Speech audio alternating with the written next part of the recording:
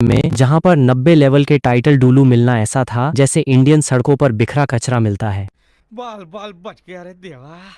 रीइंकारनेट होते ही तुम्हें solo levelling वाले जिन्वू की तरह शैडो मोनार्क की पावर मिल गई। यही नहीं, तुम्हारा अनडेड सिस्टम भी अवेक हो गया, जिससे तुम मरे हुए टाइटल डुलू तक को जिंदा कर सकते थे।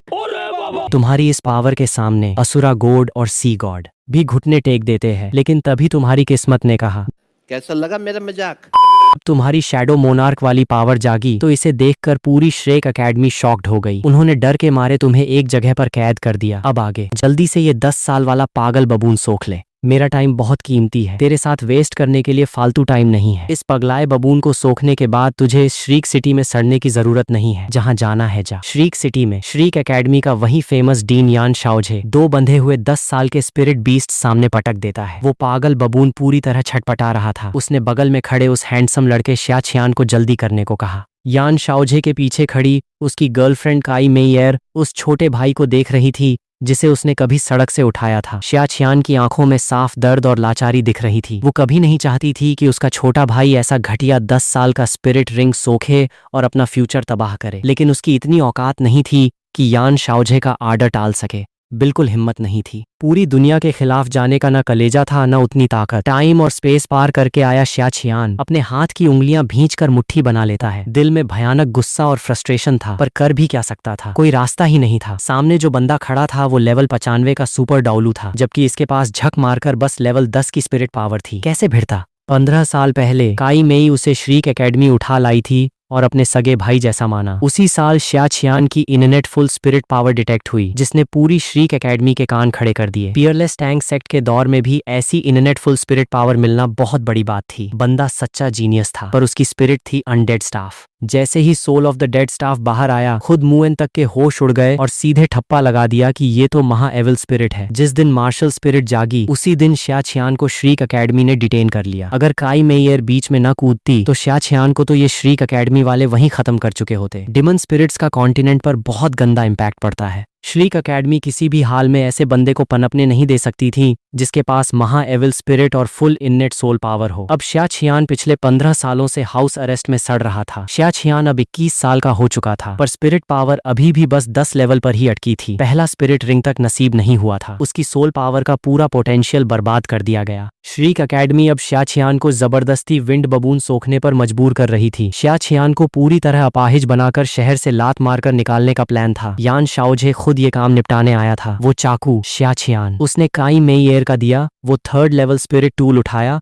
और श्या छियान ने सीधे पेन से ही विंड बबून का काम तमाम कर दिया। विंड बबून का स्पिरिट रिंग सोखने से ठीक पहले श्या छियान से रहा नहीं गया और उसने सीधे यान शाओझे की आंखों में आंखें डालकर पूछा, क्यों तुम मां श्याओताओ को मौका देने को तैयार हो, पर मुझे क्यों नहीं? मुझे खुद पर पूरा भरोसा है कि मैं मार्शल स्पिरिट के बहकावे में आए बिना एक सही इंसान बनकर दिखा सकता हूँ। मैं मां श्याओताओ से 10 गुना ज्यादा स्ट्रांग बनकर दिखाता। मां श्याओताओ के पास भी तो वही एविल स्पिरिट है, फिर भी श्रीक एकेडमी उसे सिर आंखों पर बैठाती है। मेरे साथ ये सौतेला व्यवहार क्यों? श्या छियान का सवाल सुनते ही यान शाओझे ने मुंह बनाकर टाल दिया। श्याओताओ तेरी बराबरी करेगी? उसके पास गॉड लेवल पूर्वज हैं। फालतू बकवास बंद कर। श्रीक एकेडमी ने तुझे जिंदा छोड़ा है, इसी में अपना अहोभाग्य समझ।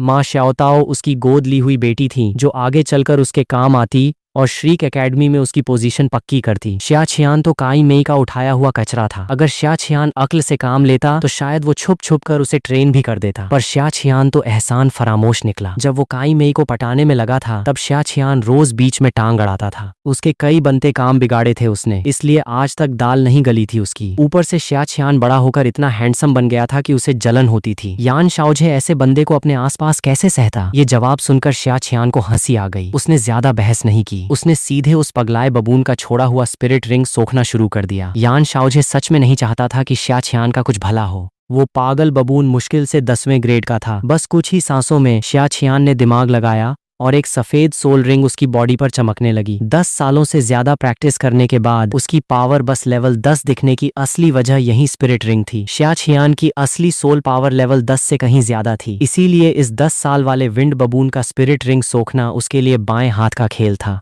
हाँ हाँ, लेवल 20 की सोल पावर, मानना पड़ेगा। इंटरनेट फुल स्पिरिट पावर का जलवा ही अलग है। ले एक और पड़ा है, इसे भी मार और सोख ले। यान शाओजे की शातिर आंखों से क्या छुपता, उसने तुरंत ताड़ लिया कि रिंग सोखते ही इसकी स्पिरिट पावर सीधे 20 पर जा पहुंची है। जब आमना सामना हो ही गया था तो वो ढील देने वाला नहीं था। उसे पहले से इस सीन का अंदाजा था, इसीलिए 2 विंड बबून घसीट कर लाया था। अब बस एक बचा था। उसने शिया छियान को फिर से मारने का इशारा किया। काई मेई एयर से अब और बर्दाश्त नहीं हुआ, वो खुद को रोक नहीं पाई। उसने यान शाओजे से कहा, शाओजे क्या ये कुछ ज्यादा नहीं हो रहा? पहला स्पिरिट रिंग 10 साल का हो तो भी स्पिरिट एम्प्रेस या कॉन्ट्रा बनने की उम्मीद रहती है, पर अगर दूसरा स्पिरिट रिंग भी 10 साल का ठोक दिया तो इसकी लाइफ तो यहीं खत्म समझो। ये स्पिरिट एम्प्रेस के लेवल तक भी कभी नहीं पहुंच पाएगा। काई मेई एयर को अपने छोटे भाई के साथ ये सब होता देख दिल बैठा जा रहा था। यान शाओजे ने बड़े धर्म ईमान का चोला ओढ़कर जवाब दिया, सिस्टर काई, तुम्हें तो पता ही है, अगर मैंने बीच में पढ़कर श्रीक एकेडमी के बड़े साहबों को ना मनाया होता तो ये आज जिंदा भी ना होता। ये सी गॉड पवेलियन का फैसला है, मैं इसमें कुछ नहीं बदल सकता। काई मेई एयर कुछ और बोलने ही वाली थी कि शिया छियान ने उसे रोक दिया। रहने दो मेई एयर दीदी, तुमने मेरे लिए पहले ही बहुत कुछ किया है, जो होता है होने दो। इसके बाद शिया छियान ने उस दूसरे 10 साल वाले विंड बबून को भी निपटा दिया और उसे अपना दूसरा स्पिरिट रिंग बना लिया। ये काम भी बस कुछ ही सेकंड्स में हो गया। एक और सफेद स्पिरिट रिंग उसकी बॉडी से जुड़ गया। लेवल 30। बहुत बढ़िया, बहुत बढ़िया, सच में मैंने तुझे कम आंका था। रुक, तुझे एक और विंड बबून ला कर देता हूँ। शिया छियान का कल्टीवेशन लेवल दोबारा 30 पर पहुंचता देख यान शाओजे को एक अजीब सा झटका लगा और हंसी भी आई। वो तुरंत वहां से खिसक गया। बस कुछ ही पलों में उसने 2 और 10 साल के विंड बबून शिया छियान के सामने लापटके। श्रीक एकेडमी में उसने ऐसे कई स्पिरिट बीस्ट्स पाल रखे थे। 10 साल वाले विंड बबून तो 1000 साल पुराने सोल बीस्ट्स का खाना हुआ करते थे, इसलिए उसके पास इनकी कोई कमी नहीं थी। शिया छियान ने भी देर नहीं की, उसने फिर से विंड बबून को मारा और तीसरा स्पिरिट रिंग सोख लिया, सीधे लेवल 40। गुरु, तुमने तो सच में हैरान कर दिया। तीसरा स्पिरिट रिंग सोखते ही यान शाओजे ने शिया छियान की सोल पावर को फिर से उफान मारते महसूस किया। ये देखते ही यान शाओजे के दिमाग में भयानक मर्डर प्लान बनने लगा। किसने सोचा था कि श्रीक एकेडमी के इतना दबाने के बाद भी ये बंदा कचरा बनने को तैयार नहीं था। शिया छियान बिना कुछ बोले शांति से एक और 10 साल वाले विंड बबून को निपटाकर चौथा स्पिरिट रिंग सोख लेता है। इतिहास में पहली बार ऐसा हुआ था कि चारों के चारों सफेद स्पिरिट रिंग्स वाला कोई स्पिरिट मास्टर पैदा हुआ हो। उसने फील किया कि शिया छियान की स्पिरिट पावर अब बस 41 पर आकर रुक गई है। यान शाओजे ने राहत की सांस ली। अगर चौथा स्पिरिट रिंग सोखते ही इसकी पावर लेवल 50 पार कर जाती तो वो बिना सोचे समझे वहीं इसका काम तमाम कर देता। 21 साल की उम्र में चारों सफेद स्पिरिट रिंग्स के साथ कोई सोल किंग या उससे ऊपर पहुंच जाए, ऐसे बंदे को जिंदा छोड़ना सरासर बेवकूफी होती। शुक्र है कि शिया छियान अभी बस 41 पर ही अटका था। 21 साल की उम्र, लेवल 41, और वो भी सबसे घटिया 4 स्पिरिट रिंग्स। 10 साल के विंड स्पिरिट ने शिया छियान को पूरी तरह अपाहिज बना दिया था। अब आगे चलकर स्पिरिट एम्प्रेस बनना भी इसके बस का नहीं था। अब इसमें इतनी औकात ही नहीं बची थी कि कॉन्टिनेंट का कुछ उखाड़ सके। याद रखना, बाहर जाके कोई नीच काम मत करना, ना श्रीक एकेडमी का नाम इस्तेमाल करना और ना ही मेई एयर दीदी के नाम का सहारा लेना। अगर नियम तोड़ा तो मैं खुद आके तेरी गर्दन मरोड़ूंगा। मेई एयर, चलो चले। काई मेई एयर उस वक्त फूट फूट कर रो रही थी। उसका दिल पछतावे से भरा हुआ था। काश उस दिन उसने उस 5 साल के मासूम शिया छियान को क्यूट समझकर श्रीक एकेडमी लाने की गलती न की होती। अगर वो उसे यहाँ न लाती तो आज शिया छियान का ये हाल कभी ना होता। उसने अपने ही हाथों से अपने भाई की जिंदगी तबाह कर दी थी। डीन यान, आप चलिए, मुझे अपने भाई से कुछ बात करनी है। यान शाओजे को अपने भाई पर जबरदस्ती 4 घटिया रिंग्स ठूंसते देख काई मेई एयर का बचा कुचा प्यार भी खत्म हो गया था। वो वैसे भी यान शाओजे को कुछ खास पसंद नहीं करती थी। वो तो जुआन जी और मुएन के कहने पर और शिया छियान की मार्शल स्पिरिट का मुद्दा दबाने के चक्कर में जबरन यान शाओजे के साथ रिलेशनशिप में फंसी हुई थी। अब जब उसके भाई का करियर ही इन लोगों ने तबाह कर दिया था तो काई मेई एयर के पास खोने को कुछ नहीं बचा था। उसने सीधे ब्रेकअप करने का मन बना लिया। काई मेई एयर की बात सुनकर यान शाओजे का मुंह बन गया, पर अपनी करतूत याद आते ही उसे लगा कि शायद मेई एयर ज्यादा ही चिढ़ गई है। इनर कोर्ट की सबसे हॉट टीचर को पटाने और रिश्ता बनाए रखने के चक्कर में यान शाओजे ने काई मेई एयर की ये छोटी सी बात मान ली। तभी शांत खड़ा शिया छियान ठंडे लहजे में बोला, डीन यान, अगर किसी दिन श्रीक एकेडमी का ही कोई बंदा इस कॉन्टिनेंट का कबाड़ा करने लगे तो उम्मीद करता हूँ कि आप आज ही की तरह बड़े धर्म ईमान वाले बने रहेंगे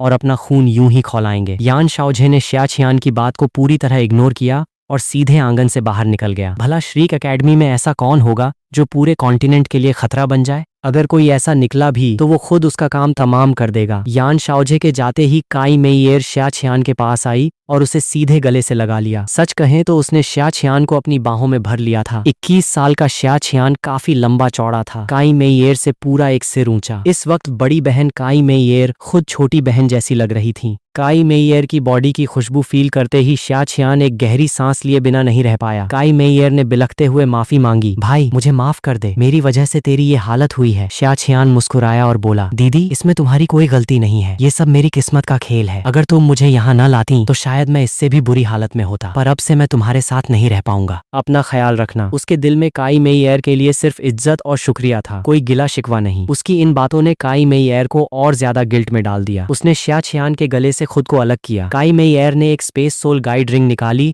और खुद शिया छियान की उंगली में पहना दी। उसने धीरे से कहा, इस रिंग में मेरी 15 साल की पूरी सैलरी है, ज्यादा नहीं, बस 39,70,000 है। भाई इनसे कुछ घर बार खरीद लेना, नौकर चाकर रख लेना और आराम से शांति की जिंदगी जीना। अगर कभी कोई मुसीबत आए तो मुझे लेटर लिख देना। श्रीक एकेडमी के टीचर्स का पे स्केल बहुत हैवी होता है। टाइटल डोलू लेवल के टीचर्स तो साल के 10 लाख से ज्यादा गोल्ड सोल कॉइन्स छापते हैं, पर काई मेइयर 4 साल पहले ही टाइटल डोलू बनी थी, ऊपर से रोज के खर्चे, तो सच में ज्यादा सेविंग्स नहीं थी। उसने लगभग सब कुछ अपने भाई शिया छियान पर ही लुटा दिया था। शिया छियान मना करने ही वाला था कि काई मेइयर ने अपनी उंगली उसके होठों पर रख दी। अब कुछ मत बोलना। काई मेई का गंभीर चेहरा देखकर शिया छियान ने आखिर में हार मान ली और वो 40 लाख गोल्ड सोल कॉइन्स रख लिए। तब जाके काई मेई के चेहरे पर हल्की सी स्माइल आई। फिर उसने सीरियस होकर अपने भाई को वार्निंग दी, मुझसे वादा कर कि तू कभी एविल स्पिरिट मास्टर नहीं बनेगा। अगर शिया छियान एविल स्पिरिट मास्टर बन गया तो काई मेई उसे किसी हाल में बचा नहीं पाएगी। ठीक है दीदी, पर फिर तुम्हें भी मुझसे एक वादा करना पड़ेगा। शिया छियान को खुद एविल स्पिरिट मास्टर से नफरत थी, तो जाहिर है वो वैसा नहीं बनने वाला था। पर जब काई मेई ने बात छेड़ी दी थी तो शिया छियान ने भी बहती गंगा में हाथ धो लिया। काई मेइयर को इससे फर्क नहीं पड़ता था। उसने खुशी खुशी पूछा, बता क्या वादा चाहिए तुझे? शिया छियान काई मेइयर के कान के पास झुका और धीरे से अपनी शर्त रख दी, मैं चाहता हूँ कि तुम यान शाओजे के साथ कभी सेटल ना हो। शिया छियान की बात सुनते ही 40 साल की काई मेइयर का चेहरा शर्म से लाल हो गया। उसने सपने में भी नहीं सोचा था कि उसका छोटा भाई उससे ऐसी डिमांड करेगा। अगर यान शाओजे को ये बात पता चल जाती तो वो शिया छियान की खाल उधेड़ देता। शिया छियान का उम्मीद भरा चेहरा और यान शाओजे की अभी की घटिया हरकत देखकर काई मेइयर को समझ नहीं आया कि क्या करे। उसने सुध बुध खोकर हाँ में सिर हिला दिया। दीदी का वादा है तुझसे, जब तक तू ना कहे मैं कभी किसी के साथ नहीं जाऊंगी। ये बोलते वक्त काई मेइयर की हार्ट बीट अपनी पूरी स्पीड पर दौड़ रही थी। दीदी सच में कितनी अच्छी हैं। शिया छियान को लगा कि ये कोई शर्त नहीं बल्कि एक टास्क था, और काई मेइयर ऐसे टास्क के लिए भी मान सकती है। ये बहुत कुछ साबित करता था। किताबों की कई बातें शायद झूठी ना निकलें। दीदी मैं अब निकलता हूँ, मुझे सी गॉड पवेलियन वालों को भी ये सब बताना पड़ेगा। अगर वो वहां न रही तो यान शाओजे आग में घी डालने का काम करेगा। वैसे भी किसी भी लफड़े से बचने के लिए तुझे जल्द से जल्द श्रीक सिटी छोड़ देनी चाहिए। शिया छियान का अजीब सा एक्सप्रेशन देखकर काई मेइयर को लगा कि उसके साथ कुछ तो गड़बड़ है। वो हड़बड़ी में वहां से निकल गई। काई मेइयर के जाते ही शिया छियान की स्माइल चेहरे पर ही जम गई। वो घर से बाहर निकला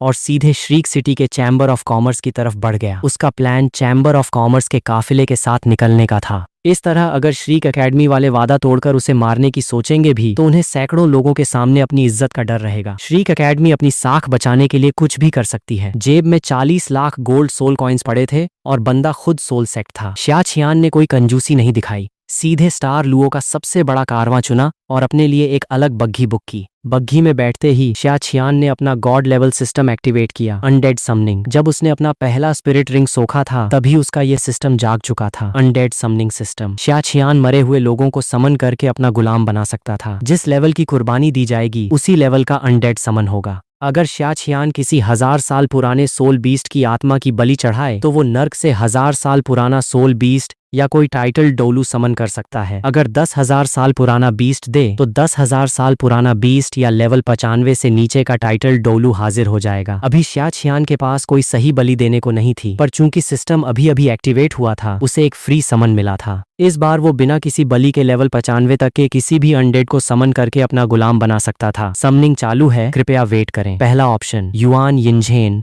लेवल 95 टाइटल डोलू। दूसरा ऑप्शन बोन डोलू गुरोंग, लेवल 95। तीसरा ऑप्शन एंजल डोलू छियान शुंजी, लेवल 95। चौथा ऑप्शन लिंग युआन, लेवल 99 टाइटल डोलू। पांचवा ऑप्शन सी इल्यूजन डोलू, लेवल 93 टाइटल डोलू। कृपया किसी एक को चुने। समन किया गया अनडेड अपना पुराना शरीर वापस पा लेगा। उसके पास उसकी लाइफ टाइम की पूरी ताकत होगी और वो कभी अपने मालिक से गद्दारी नहीं करेगा। सामने दिखे पांचों ऑप्शंस को देखकर उसने बिना लेवल 95 वाले लिंग युआन डोलू और सी इल्यूजन डोलू को सीधे रिजेक्ट कर दिया। पियरलेस टैंक सेक्ट के जमाने में टाइटल डोलू भरे पड़े थे, 1-2 100 तो आराम से होंगे। कम से कम 95 लेवल की स्पिरिट पावर तो मस्ट थी। बाकी बचे 3000 लेवल स्पिरिट मास्टर्स को भी हटा दिया। ऐसे बंदों से तो हर कोई नफरत करता था। गुरोंग की फाइटिंग पावर तगड़ी थी। अगर शिया छियान उसे समन करता तो शायद पूरा 9 ट्रेजर ग्लेज्ड टाइम सेट ही वापस खड़ा कर लेता, पर इस दौर में लोग उसे एविल स्पिरिट मास्टर समझकर कूट देते। ऊपर से शिया छियान का मन श्रीक एकेडमी वालों की कायदे से लेने का था। आखिरकार शिया छियान ने युआन यिनझेन को चुना। युआन यिनझेन की ताकत इनमें सबसे खतरनाक थी। अगर वो अपने फुल फॉर्म में आ जाए तो लेवल 97 वाले को भी नाकों चने चबवा सकता था। ऊपर से मुएन भी एक हद तक blue electric tyrannosaurus racks family से ही ताल्लुक रखता था। इन दो वजहों से शिया छियान ने युआन यिनझेन पर ठप्पा लगाया। अनडेड समन सक्सेसफुल रहा। टारगेट मालिक के आसपास कहीं भी रैंडमली प्रकट हो जाएगा। ऐसा मैसेज देखते ही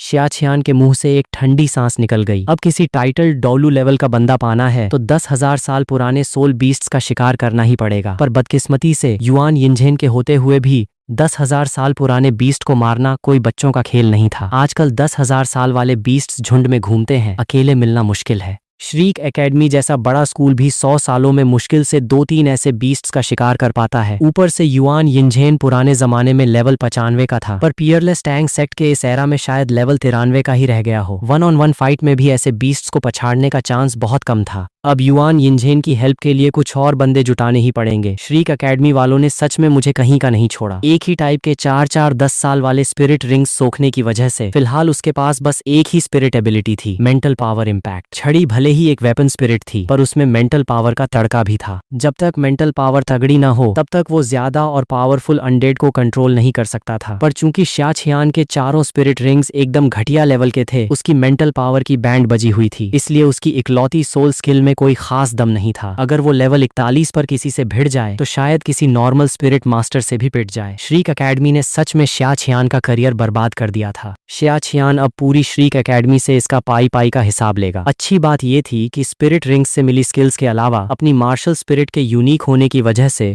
उसके पास 2 इननेट स्पिरिट एबिलिटीज थीं। ये एबिलिटी बिल्कुल टैंग या की डिवोरिंग पावर जैसी थी। शिया छियान के अनडेड स्टाफ में आत्माओं और लाशों को कंट्रोल करके अपने इशारों पर नचाने की ताकत थी। श्रीक एकेडमी वालों का शिया छियान से फटना एकदम नॉर्मल बात थी। उनका डरना जायज था। शायद जब छियान सोल किंग बन जाएगा तो श्रीक एकेडमी के दोनों जनरेशन के 7 डेविल्स को अपनी उंगलियों पर नचाएगा, असली गॉड ऑफ डेथ बनकर उभरेगा। मालिक को प्रणाम। शिया छियान अभी आगे का प्लान सोच ही रहा था कि तभी बग्घी के बाहर से एक बुजुर्ग सी आवाज आई। युआन यिनझेन शिया छियान के सामने हाजिर हो चुका था। अब से मुझे सिर्फ यंग मास्टर कहना। तुम बग्घी चलाओ, सीधे हेवनली ड्रैगन गेट की तरफ चलो। तुम्हारा सपना पूरा करने का टाइम आ गया है। युआन यिनझेन के आते ही शिया छियान का अगला टारगेट क्लियर हो गया था, तियानलोंग गेट। युआन यिनझेन की ताकत के दम पर तियानलोंग गेट को दबाना और उसे अपने कब्जे में लेना बच्चों का खेल था। फिर पूरे तियानलोंग सेक्ट की पावर का इस्तेमाल करके हाई लेवल स्पिरिट बीस्ट्स और पावरफुल एविल स्पिरिट मास्टर्स का शिकार करेंगे ताकि जल्दी से ताकत जमा की जा सके। तियानलोंग सेक्ट में एक टाइटल डोलू पहले से मौजूद था। 2 कमजोर टाइटल डोलू मिलकर भी किसी नॉर्मल 10,000 साल वाले स्पिरिट बीस्ट का काम आसानी से तमाम कर सकते थे। जो हुक्म यंग मास्टर। युआन यिनझेन भी ब्लू इलेक्ट्रिक टायरेनोसोरस रेक्स का आज का हाल देखने को बेताब था। दोपहर होते होते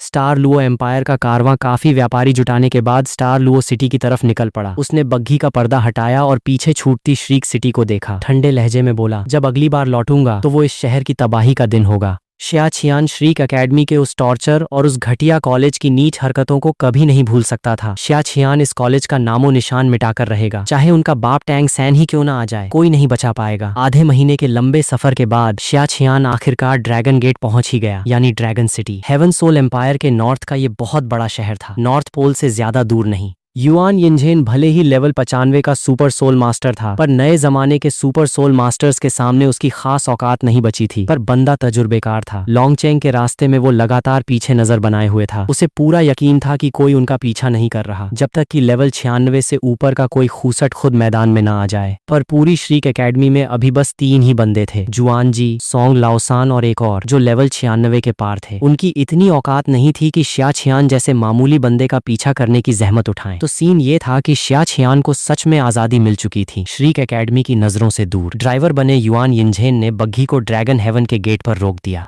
ड्रैगन सेक्ट का आज का हाल देखकर युआन यिनझेन के मुंह से एक ठंडी सांस निकल गई। उसने सपने में भी नहीं सोचा था कि ब्लू इलेक्ट्रिक टायरेनोसोरस रेक्स का इतना बुरा पतन हो जाएगा। भले ही आज के ड्रैगन सेक्ट में अभी भी टाइटल डोलू मौजूद था, पर उसका दायरा 10,000 साल पहले के मुकाबले नाम मात्र रह गया था। भले ही blue electric tyrannosaurus racks family की तबाही का जिम्मेदार एक हद तक वही था, वो अपनी फैमिली का गुनहगार था, पर अपनी खानदान को इस हाल में देखकर उसका दिल बैठ गया। शिया छियान ने युआन यिनझेन को ये नहीं बताया कि आज के दौर में ब्लू इलेक्ट्रिक टायरेनोसोरस रेक्स का एक बंदा लेवल 99 पर बैठा है, जो इंसानों की लिमिट है। मुएन खुद अपनी फैमिली को नहीं मानता, तो ये सब बताने का कोई फायदा नहीं था। बग्घी से उतरकर शिया छियान सीधे तियानलोंग गेट के अंदर घुसने लगा। गेट पर तैनात चेलों ने तुरंत आगे आकर रास्ता रोक लिया। तुम दोनों तियानलोंग गेट में किस काम से आए हो? शिया छियान का इशारा पाते ही युआन यिनझेन ने सीधे अपनी मार्शल स्पिरिट और 9 की 9 स्पिरिट रिंग्स चमका दी। उसने सेक्ट लीडर वाला रोब दिखाया और कड़क आवाज में बोला, अपने सेक्ट लीडर को बाहर बुलाओ। 2 पीली, 2 बैंगनी, 5 काली, पूरी 9 स्पिरिट रिंग्स। ये देखते ही तियानलोंग सेक्ट के दरबानों की पैंट गीली हो गई। वो घबराते हुए बोले, जी मालिक, आप अंदर पधारिए, मैं अभी सेक्ट प्रमुख को खबर देता हूँ। सेक्ट प्रमुख हाजिर हों। सामने टाइटल डॉलू खड़ा था। अगर ये सूरमा तियानलोंग सेक्ट में शामिल हो जाए तो सेक्ट में 2-2 टाइटल डॉलू हो जाएंगे। सीधे टॉप लेवल सेक्ट्स की लिस्ट में नाम आ जाएगा। ड्रैगन गेट के चेले भला खुश क्यों ना होते? टाइटल डॉलू के आने की खबर सुनते ही तियानलोंगमेन के मौजूदा सेक्ट लीडर यूचेंगे लेवल 92 स्पिरिट पावर अपने 3 सोल सेंट्स और 15 सोल एम्परर्स को लेकर भागे भागे आए। युआन यिनझेन की मार्शल स्पिरिट देखते ही वो एक्साइटमेंट में बोले, क्या आप भी ब्लू इलेक्ट्रिक टायरेनोसोरस रेक्स खानदान से हैं? क्या आप हमारी ही कोई ब्रांच हैं? जब blue electric tyrannosaurus racks family तबाह हुई थी, तब सिर्फ यू शाओगांग, लियू एरलोंग, यू तियानहेंग और यू तियानशिन ही जिंदा बचे थे। तियानलोंग सेक्ट असल में यू तियानशिन वाली ब्रांच थी, जो खुलेआम घूमती थी। इसके अलावा यू तियानहेंग का खून छुप छुप कर फल फूल रहा था, पर दोनों खानदानों का सैकड़ों सालों से कोई कांटेक्ट नहीं था। युलोंगचेंग को युआन यिनझेन की असली पहचान पर शक था।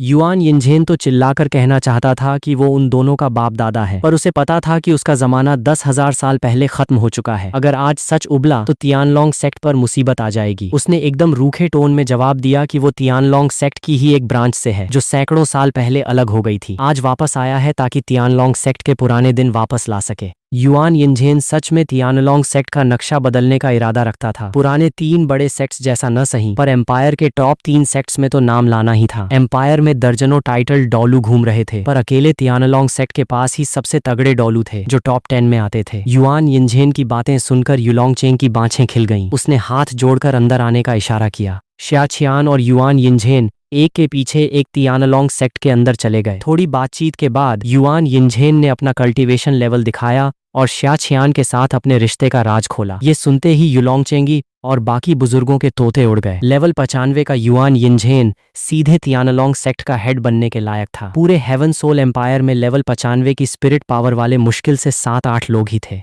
युआन यिनझेन को सेक्ट प्रमुख मानने में किसी को कोई ऐतराज नहीं था, पर लफड़ा ये था कि उसका एक यंग मास्टर भी था। ऊपर से उसकी martial spirit blue electric tyrannosaurus rex भी नहीं थी, जो तियानलोंग सेक्ट वालों को कतई मंजूर नहीं था। हेवनली ड्रैगन सेक्ट कभी किसी दूसरे के आगे सिर नहीं झुकाएगा, खासकर किसी लौंडे के आगे। शिया छियान को भी तियानलोंग सेक्ट वालों के अकड़ू नेचर का पता था। वो मुस्कुराते हुए बोला, मुझे मालिक मानने की जरूरत नहीं है और ना ही मास्टर यू को सेक्ट प्रमुख बनाने की जरूरत है। हम यहाँ बस तुम्हारे तियानलोंग सेक्ट को ताकतवर बनाने आए हैं। अगर काम पसंद आए तो बाद में भले मुझे मालिक मान लेना। जब तक तुम मेरी बात मानोगे, मैं वादा करता हूँ कि 10 सालों के अंदर तियानलोंग सेक्ट में कम से कम 10 टाइटल डॉलू होंगे और ये टॉप सेक्ट बनेगा। ये सुनते ही युलोंगचेंग का बूढ़ा शरीर कांप उठा। उसने झिझकते हुए पूछा, क्या ये सच है? अगर शिया छियान सच में तियानलोंग सेक्ट को 10 टाइटल डॉलू दे सकता है, तो तियानलोंगमेन अपने पूर्वजों के नियम तोड़े बिना भी उसकी बात मान सकता है। वैसे भी टारगेट सिर्फ शिया छियान था, कोई पूरी ताकत नहीं। शिया छियान के बूढ़ा होकर मरने के बाद तियानलोंगमेन वापस आजाद हो जाएगा। अगर भरोसा ना हो तो अभी मेरे साथ चलकर देख लो। लोंगचेंग में मेरे पास 3 से 5 अरब गोल्ड सोल कॉइन्स पड़े हैं। मैं इसीलिए लोंगचेंग आया हूँ। शिया छियान के मुंह से ये आंकड़ा सुनते ही पूरे हॉल का पारा चढ़ गया। तियानलोंग सेक्ट के बूढ़ों की तो आंखें ही बाहर आ गईं। अरबों गोल्ड सोल कॉइन्स, ये तो तियानलोंग सेक्ट की हजारों सालों की कमाई से भी ज्यादा था। आज के टाइम में तियानलोंग सेक्ट साल के मुश्किल से कुछ लाख हजार ही कमा पाता था।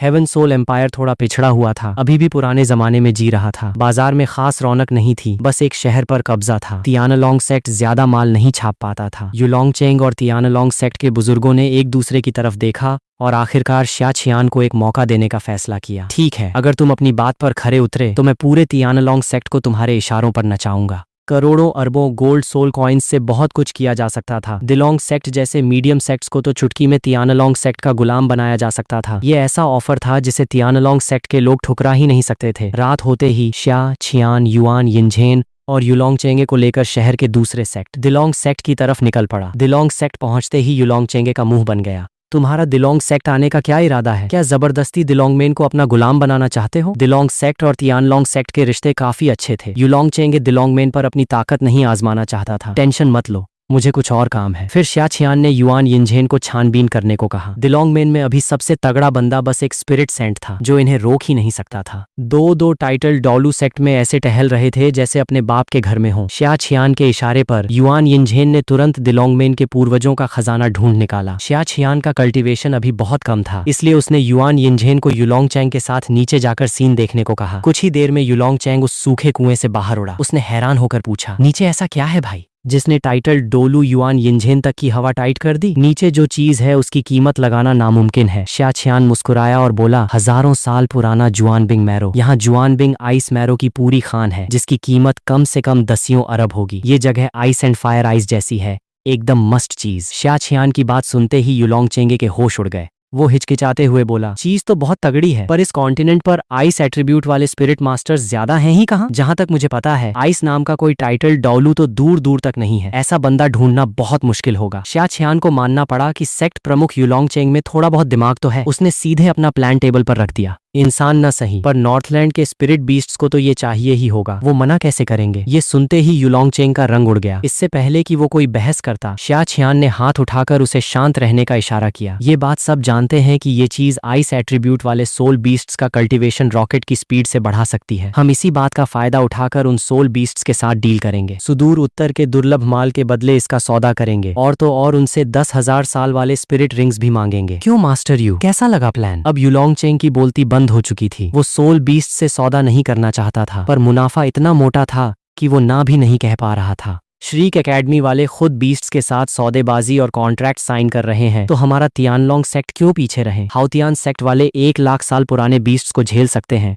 तो हम बीस्ट से माल क्यों नहीं छाप सकते? शिया छियान ने युलोंग चेंग को ऐसा बहाना दिया कि वो हक्का बक्का रह गया। आखिरकार उसके तेवर ढीले पड़ गए। आपसे मिलकर खुशी हुई यंग मास्टर। बेफिक्र रहो मास्टर यू, 3 सालों के अंदर तियानलोंग सेक्ट टॉप 3 सेक्ट्स में गिना जाएगा। बॉडी सेक्ट वालों को अभी पछाड़ना मुश्किल है, पर बाकी सेक्ट्स की तो हम वोट लगा देंगे। शिया छियान का ये मोटिवेशनल भाषण युलोंग चेंगे सीधे गटक गया। वैसे मास्टर यू, यंग मास्टर को आपसे एक और छोटा सा काम है। युलोंग चेंग ने ज्यादा दिमाग नहीं दौड़ाया और सीधे सीरियस होकर बोला, हुक्म कीजिए। शिया छियान का चेहरा एकदम गंभीर हो गया। दिलोंग सेक्ट और तुम्हारे तियानलोंग सेक्ट के संबंध अच्छे हैं। तुम उनकी पुश्तैनी जमीन पर कब्जा कर रहे हो, तो कोई ठोस बहाना होना चाहिए। क्यों ना तियानलोंग सेक्ट और दिलोंग सेक्ट आपस में रिश्तेदारी जोड़ लें और मिलकर ऐश करें? युलोंग चेंग ये सुनकर सोच में पड़ गया। बात तो सही थी, ये खजाना दिलोंग सेक्ट का था। तियानलोंगमेन का जबरदस्ती कब्जा करना सही नहीं लगता। अगर शादी ब्याह का रिश्ता बन जाए तो बात जम जाएगी। वो सीरियस होकर बोला, नान शुई शुई के घर की वो छोटी लड़की लगभग 14 साल की होने वाली है, बहुत प्यारी है। यंग मास्टर के साथ उसकी जोड़ी सही जमेगी। शिया छियान के चेहरे पर एक अजीब सी स्माइल आ गई। नहीं, नान छियू छियू की बात नहीं कर रहा, वो अभी 14 की भी नहीं हुई है। शिया छियान ऐसा नीच काम कभी नहीं करेगा।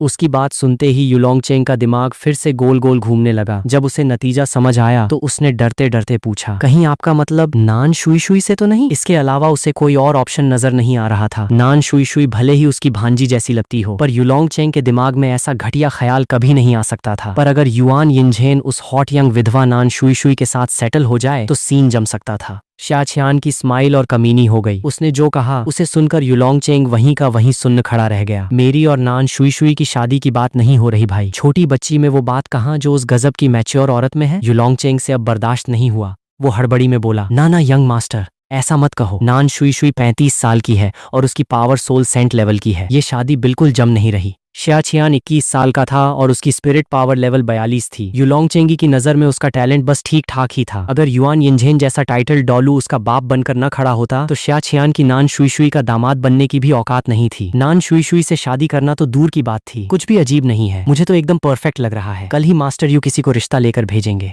रिश्ता मेरी तरफ से होगा, 38,80,000 गोल्ड सोल कॉइन्स का शगुन। ये बोलकर शिया छियान सीधे युआन यिनझेन के साथ दिलोंगमेन के उस अखाड़े से बाहर निकल गया और युलोंग चेंग को वहीं हवा में लटकता छोड़ गया। अगले ही दिन युलोंग चेंग खुद 18 पेटी शगुन लेकर दिलोंग सेक्ट पहुंच गया, जिससे पूरे ड्रैगन सिटी में तहलका मच गया। दिलोंग गेट में नान शुई शुई ने खुद युलोंग चेंग का वेलकम किया। उसने अपनी बेटी से युलोंग चेंग को चाय परोसने को कहा, अंकल आज आप अचानक यहाँ किस काम से आना हुआ? कल ही तियानलोंग गेट में एक टाइटल डोलू टायरेनोसोरस रेक्स मार्शल स्पिरिट वाला आया था। ये खबर पूरे ड्रैगन सिटी में आग की तरह फैल चुकी थी। नान शुई शुई थोड़ी नर्वस और डरी हुई थी। क्या तियानलोंगमेन दिलोंगमेन को हड़पने आया है? दो टाइटल डोलू के सामने दिलोंगमेन की लड़ने की कोई औकात नहीं थी। युलोंग चेंग थोड़ा झेप रहा था, पर अरबों गोल्ड सोल कॉइन्स और तियानलोंग सेक्ट के भले के लिए उसने चाय की चुस्की ली और ठंडी सांस भरकर बोला, भांजी, तेरा अंकल यहाँ हमारे पुराने रिश्ते को रिश्तेदारी में बदलने और हमेशा के साथ के लिए शादी का रिश्ता मांगने आया है। उसकी बात सुनते ही नान शुई शुई ने दिमाग लगा लिया कि तियानलोंगमेन अब दिलोंगमेन को अपने में मिलाने वाला है।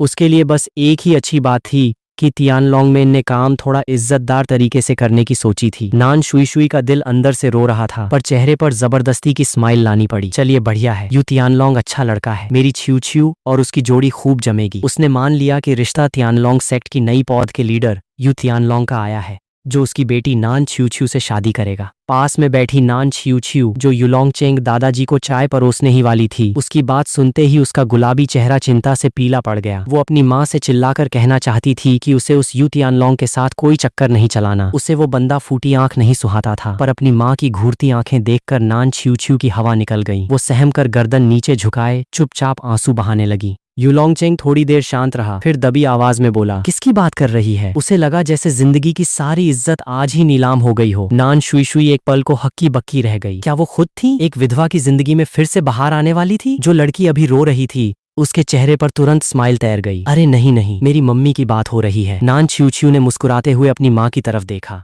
वो देखना चाहती थी कि अब उसकी माँ में मना करने का दम बचा है या नहीं। अपनी बेटी को यूं घूरते देख नान शुई शुई असहज हो गई। उसकी स्माइल पूरी तरह नकली लग रही थी। अंकल, ये सब क्या बकवास है? युलोंग चेंग के लिए भी बात संभालना आसान नहीं था। उसने धीरे धीरे सफाई देनी शुरू की। भांजी, तुझे तो पता ही है कि कल हमारे सेक्ट में एक टाइटल डॉलू सीनियर पधारे थे। वो मेरी ही blue electric tyrannosaurus racks family के बड़े बुजुर्ग हैं, लेवल 95 के सुपर टाइटल डोलू। उसका मकसद नान शुई शुई को सिचुएशन संभालने का मौका देना था, पर नान शुई शुई को लगा कि युलोंग चेंगे उसे लेवल 95 वाले सुपर टाइटल डोलू की धमकी दे रहा है। पूरे हेवन सोल एम्पायर में ऐसे बंदे उंगलियों पर गिने जा सकते थे। दिलोंग गेट की आजाद रहने की कोई औकात नहीं बची थी। नान शुई शुई ने कड़वी मुस्कान के साथ कहा, जब बात यही है तो मैं वही कहूंगी जो आप सुनना चाहते हैं, पर एक विधवा होने के नाते मेरी इतनी हिम्मत नहीं है कि धूमधाम से शादी रचाऊं। बस अपनों के बीच छोटा मोटा फंक्शन रख लेते हैं। नान शुई शुई ने पूरी जिंदगी अकेले काटने का मन बना लिया था, पर भगवान को कुछ और ही मंजूर था। पति के गुजरने के बाद सीधे एक सुपर टाइटल डाउलू की नजर उस पर पड़ी थी। अब ये बात उतनी भी बुरी नहीं लग रही थी। ठीक है, दूल्हा 3 दिन बाद दिलोंग में आ जाएगा, भांजी तू तैयारी कर ले। इतना बोलकर युलोंग चेंगे झट से उठ खड़ा हुआ और निकल लिया। युलोंग चेंग के जाते ही नान छिऊ छिऊ ने बेवकूफों की तरह अपनी माँ से पूछा, मम्मी, क्या मुझे नया पापा मिलने वाला है? नान शुई शुई का मन किया कि अपनी बेटी के कान के नीचे 2 खींच कर लगाए, पर अपनी बेटी की उम्मीद भरी आंखें देखकर उसे एहसास हुआ कि बच्ची को सच में एक बाप के प्यार की जरूरत थी। नान शुई शुई एक ठंडी सांस लिए बिना नहीं रह पाई। वो चिल्लाकर कहना चाहती थी कि तेरा नया बाप उम्र में तेरे दादाजी के बराबर होगा। गलियों की उड़ती खबरों की माने तो उस सुपर टाइटल डॉलू की उम्र युलोंग चेंग से भी ज्यादा थी, पर नान शुई शुई ये बात अपनी बेटी से नहीं कह सकती थी। वो बस यही दुआ कर रही थी कि वो टाइटल डॉलू सीनियर उसकी बेटी का ख्याल रखे। उसका मूड खराब था। उसने फिर से कड़क आवाज में नान छिऊ छिऊ को डांटा और चुपचाप जाकर प्रैक्टिस करने को कहा। नान छिऊ छिऊ तुरंत वहां से भाग खड़ी हुई, पर उसका छोटा सा दिमाग ये सोचने से बाज नहीं आ रहा था कि जो बंदा उसकी माँ से शादी करने वाला है वो दिखता कैसा होगा। क्या वो कोई हैंडसम हीरो होगा? डोलू कॉन्टिनेंट की लड़कियां उम्र से पहले ही समझदार हो जाती हैं। भले ही नान छिऊ छिऊ मासूम थी, पर उसे इन सब बातों की थोड़ी बहुत हवा तो थी ही। युलोंग चेंग ने वापस जाकर नान शुई शुई की शर्त सुना दी। सच कहें तो शिया छियान इस शादी का बड़ा ढिंढोरा पीटना चाहता था। सोल सेक्ट के कल्टीवेशन पर होकर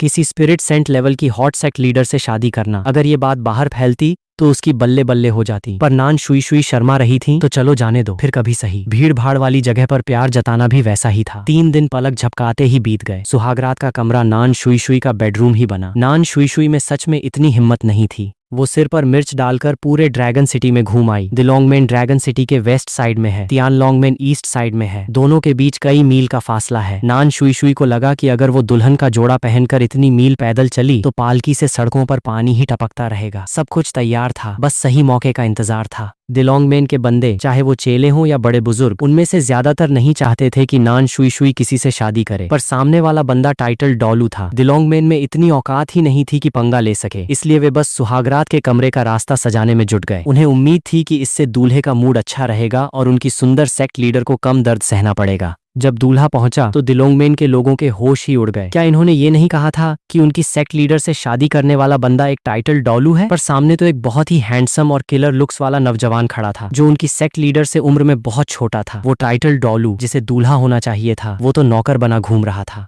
भीड़ में खड़ी नान छिऊ शा छियान को ऐसे ताक रही थी कि पलकें झपकाना ही भूल गईं। उसे अचानक अपनी माँ से जलन होने लगी कि इतना शानदार पति मिला है। युआन यिनझेन के कड़े पहरे में शा छियान सीधे नान शुई शुई के बेडरूम तक पहुंच गया। दुल्हन नान शुई शुई अंदर ही बैठी थी, बाकी सब वहां से खिसक लिए। बस युआन यिनझेन दरवाजे पर पहरा देने लगा। युआन यिनझेन के बाहर पहरा देने से शा छियान पूरे कॉन्टिनेंट में उन 20 सबसे पावरफुल लोगों से भी ज्यादा सेफ था। शा छियान ने दरवाजा धक्का देकर खोला। आहट सुनते ही दुल्हन के लिबास में शादी के जोड़े पर बैठी नान शुई शुई बुरी तरह घबरा गई। उसके पतले गोरे पैर आपस में रगड़ने और कांपने लगे। आखिरकार वो एक सोल सेंट जो थी। नान शुई शुई का सेंस बहुत तेज था। जब उसे लगा कि उसका होने वाला पति उसके सामने आकर खड़ा हो गया है तो शादी के जोड़े के नीचे से नान शुई शुई ने एक प्यारी सी स्माइल के साथ उसका वेलकम किया। चेहरे पर हैवी मेकअप, गजब का रूप, और इस खुशी ने नान शुई शुई को उस पल बहुत खूबसूरत बना दिया था। शा छियान का यंग और हैंडसम चेहरा देखकर और उसकी ताकत जो खुद से बहुत कम थी, नान शुई शुई का चेहरा एकदम फक पड़ गया। उसने आसपास देखा। वो कांपती आवाज में पूछने लगी, मेरे पतिदेव कहाँ हैं? वो टाइटल डॉलू वाले पतिदेव। नान शुई शुई के हिसाब से जिससे उसकी शादी हो रही थी वो एक टाइटल डॉलू होना चाहिए था। अगर वो कोई मामूली स्पिरिट सेक्ट निकला तो उसे ऐसा बंदा नहीं चाहिए। तियान लोंगमेन ने सच में उसकी ऐसी बेइज्जती कर दी। अगर नान शुई शुई नखरे दिखाती तो शा छियान उसे भाव भी नहीं देने वाला था। इसलिए उसने सीधे ताली बजाई। बाहर पहरा दे रहे युआन यिनझेन ने धक्का देकर दरवाजा खोल दिया। युआन यिनझेन को देखते ही नान शुई शुई को पक्का यकीन हो गया कि सामने खड़ा ये बूढ़ा ही वो टाइटल डॉलू है जिससे वो शादी करने वाली थी। पर अब ये यहाँ दरबान बनकर क्यों खड़ा है? ये सीन देखते ही युआन यिनझेन को सारा खेल समझ आ गया। उसने तुरंत दबी आवाज में राय दी, यंग मास्टर, क्या ये बूढ़ा गुलाम इसकी स्पिरिट पावर सील कर दे या किसी खास तरीके से हाथ पैर बांध दे ताकि यंग मास्टर इसके साथ मजे कर सके? यंग मास्टर की अभी की ताकत बहुत कम है, वो तो इसे बेड पर भी हैंडल नहीं कर पाएंगे। युआन यिनझेन की बातें सुनकर नान शुई शुई का दिमाग पूरी तरह हिल गया। एक सुपर डॉलू जिस लौंडे को यंग मास्टर चिल्ला रहा था, वो सामने खड़ा यंग और हैंडसम लड़का ही था। इस लड़के की असली हैसियत क्या है भाई? क्या ये किसी लिमिट डॉलू का बेटा है? शा छियान ने युआन यिनझेन को कोई जवाब नहीं दिया, बस नान शुई शुई की तरफ देखकर मुस्कुराता रहा। वो प्यार से बोला, शुई शुई, मेरी जान, मेरी बीवी, अपना फैसला खुद बताओ। अपनी मर्जी से मेरी बीवी बनोगी या इसे कहूं कि तुम्हें रस्सी से बांध दे? तुम 13 साल के बच्चे की एक बेहद खूबसूरत माँ हो। नान शुई शुई के गाल शर्म से लाल हो गए। दिल धक धक करने लगा। पर अंकल, आपने तो कहा था कि मेरी शादी किसी टाइटल डॉलू से होगी। शा छियान अपने और नान शुई शुई के लिए शराब डालने लगा और लगे हाथ बात भी क्लियर कर दी। क्या ऐसा तो नहीं कि तुमने उसकी बातों का गलत मतलब निकाल लिया? उसकी बात सुनते ही नान शुई शुई को तुरंत समझ आ गया। हाँ, युलोंग चेंग ने कभी नहीं कहा था कि वो टाइटल डॉलू ही उसका दूल्हा बनेगा। ये तो बस उसका अपना ही मुगालता था। बात समझ आते ही नान शुई शुई खुद को रोक नहीं पाई और छुप छुप कर देखने लगी। शा छियान बहुत ज्यादा हैंडसम था। उसने अपनी पूरी लाइफ में इतना किलर लुक्स वाला बंदा नहीं देखा था। इतना हैंडसम बंदा, ऊपर से इतना खतरनाक बैकग्राउंड। नान शुई शुई को लगने लगा कि वो इस बंदे के लायक ही नहीं है। इस बंदे के साथ सेटल होना तो बहुत फायदे का सौदा है। उसे थोड़ा पछतावा भी हुआ।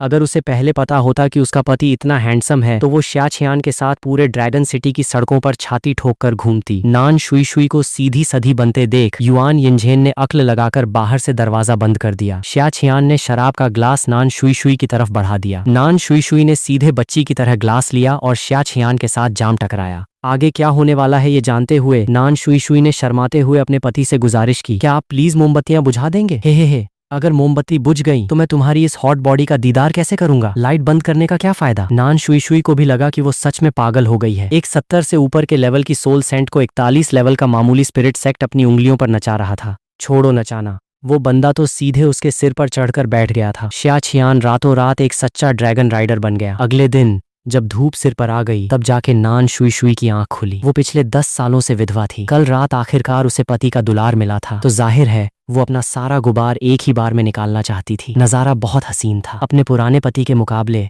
वो इतनी खुश कभी नहीं हुई थी। खुशी से फूली न समाती नान शुई शुई फिर से सॉफ्ट हो गई। उसने बड़े प्यार से अपने पति से पूछा, क्या तुम्हें कुछ खाना है? मैं कल कुछ ड्रैगन एट्रीब्यूट वाले स्पिरिट बीस्ट्स का शिकार करके तुम्हारे लिए मस्त डिश बनाती हूँ। शा छियान ने मना नहीं किया। वो शांति से बोला, हाँ जाओ, जाकर माहौल संभालो। जब स्पिरिट बीस्ट्स ठूंसने का टाइम आए तो तुम भी थोड़ा ज्यादा खा लेना। नान शुई शुई के बाहर जाते ही नान छिऊ छिऊ नाम की वो छोटी बच्ची दरवाजे के बाहर खड़ी होकर अपनी माँ के सुहागरात वाले कमरे में झांक रही थी। प्रैक्टिस कर रहे शा छियान की नजर उस पर पड़ गई। उसने नान छिऊ छिऊ को हाथ से इशारा करके बुलाया। कम अक्ल वाली वो छोटी बच्ची शा छियान की किलर स्माइल देखकर पूरी तरह फिदा हो गई। वो खुद को रोक नहीं पाई और शा छियान की तरफ बढ़ गई। शिया छियान ने नान छिऊ के सिर पर हाथ फेरा और बोला, तुम छिऊ हो ना, मुझे पापा कहो। नान छिऊ मजे लेते हुए कंफ्यूज हो गई। क्या मुझे आपको दादाजी नहीं कहना चाहिए? शिया छियान थोड़ा हैरान हुआ। तुम ऐसा क्यों कह रही हो? नान छिऊ ने कोई झूठ नहीं बोला और सीधे सच बता दिया। मैंने कल रात साफ साफ मम्मी को आपको यही पुकारते सुना था, इसीलिए मुझे आपको दादाजी कहना चाहिए।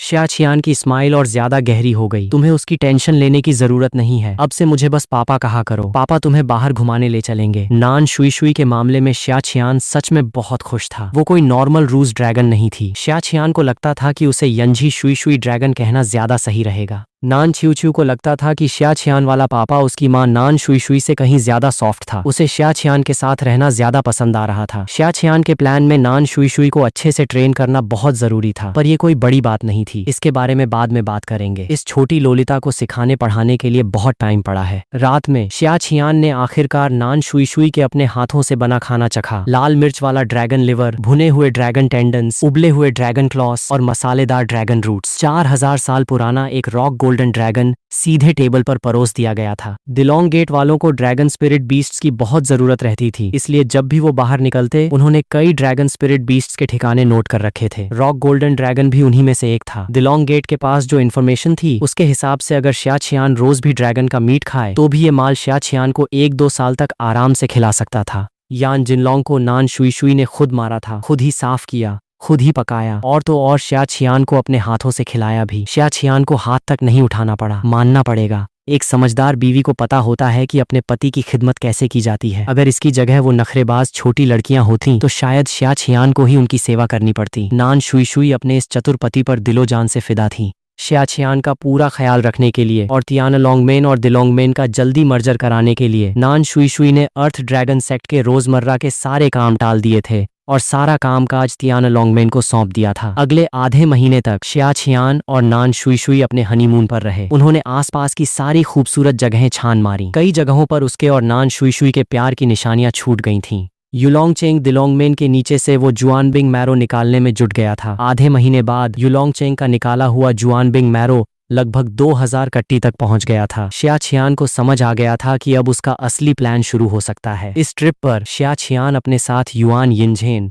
युलोंगचेंग और नान शुई को लेकर निकला। चारों के चारों नॉर्थ पोल के बाहरी इलाके में पहुंच गए। शिया छियान का कल्टीवेशन अभी बहुत कम था। 2-2 टाइटल डॉलू के पहरे में होने के बाद भी वो नॉर्थ पोल के ज्यादा अंदर नहीं जा सकता था। आखिरकार नान शुई और शिया छियान नॉर्थ पोल के बाहर एक छोटे से कस्बे में ही रुक गए। युआन यिनझेन और युलोंगचेंग नक्शे के इशारे पर आइस एम्परर स्कॉर्पियन कबीले को ढूंढने नॉर्थ पोल की गहराइयों में निकल गए। शिया छियान 15 सालों से ज्यादा टाइम तक श्रीक सिटी में रहा था। उसे पूरा यकीन था कि हुआ युहाओ ने अभी तक बिंगदी को अपने वश में नहीं किया है, इसलिए उसे हुआ युहाओ से पहले बिंगदी को हर हाल में हथियाना ही होगा। रही बात गॉड ऑफ टैंग की, तो उससे बाद में निपटेंगे। युआन यिनझेन और युलोंगचेंग दोनों का स्टेमिना बहुत तगड़ा था। वो सच में मौत के मुंह से निकल कर आए थे। वो उस जगह पहुंच गए जहां आइस जेड स्कॉर्पियन रहते थे। आइस एम्परर को छोड़कर बाकी कोई भी आइस जेड स्कॉर्पियन उन दोनों का मुकाबला नहीं कर सकता था। जैसे ही वो करीब पहुंचे, आइस एम्परर ने इन बिन बुलाए मेहमानों की आहट ताड़ ली। उसने सीधे इंसानों को धमकी दी कि भाड़ में जाओ, वरना अंजाम भुगतने को तैयार रहो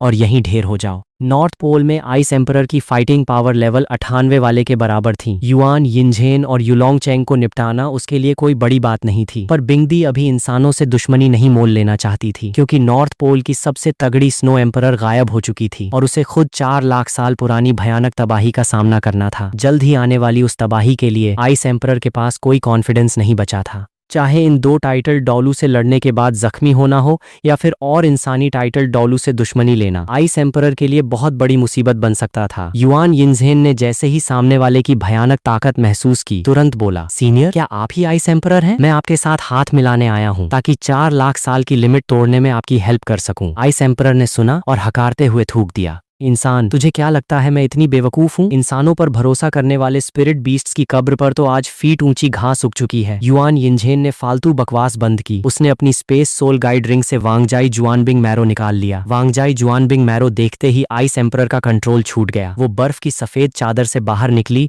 और सीधे युआन यिनझेन की तरफ झपटी। वो चिल्लाई, वांगजाई जुआनबिंग मैरो, तेरे पास ये वांगजाई जुआनबिंग मैरो कहाँ से आया? आइस एम्परर का ये हैरान रूप देखकर युआन यिनझेन समझ गया कि इस बीस्ट के लिए इस बर्फ के टुकड़े की क्या औकात है। उसने सीधे शिया छियान की लिखी स्क्रिप्ट पर एक्टिंग शुरू कर दी। मैं तियानलोंग सेक्ट का बड़ा बुजुर्ग हूँ और ये तियानलोंग सेक्ट का मौजूदा हेड है। हमारा तियानलोंग सेक्ट सीधे ब्लू इलेक्ट्रिक टायरेनोसोरस रेक्स खानदान से निकला है। हमारे हाथ 10,000 साल पुरानी बर्फ के पानी की एक पूरी खान लग गई है। उसमें मौजूद जुआनबिंग मैरो तुझे 10 लाख साल के लेवल तक पहुंचाने के लिए बहुत है। आइस एम्परर, सच बता, क्या तुझे ये नहीं चाहिए? उस खान की बात सुनते ही आइस एम्परर का पारा और चढ़ गया। तुम्हारे पास सच में 10,000 साल पुरानी बर्फ के पानी की खान है? अगर सच में ऐसी कोई खान है तो वो आसानी से 4 लाख साल वाली तबाही से पार पा सकती है और सीधे 5 लाख या 6 लाख या 7 लाख साल तक का छक्का मार सकती है। पर आइस एम्परर इस खुशी में बह नहीं गई। उसने ठंडे दिमाग से पूछा, मैं तुम्हारी इस बकवास पर भरोसा क्यों करूं? इंसान जात बहुत चालाक होती है, क्या पता तुम मुझे किडनैप करके मार डालो। युआन यिनझेन ने आराम से समझाया,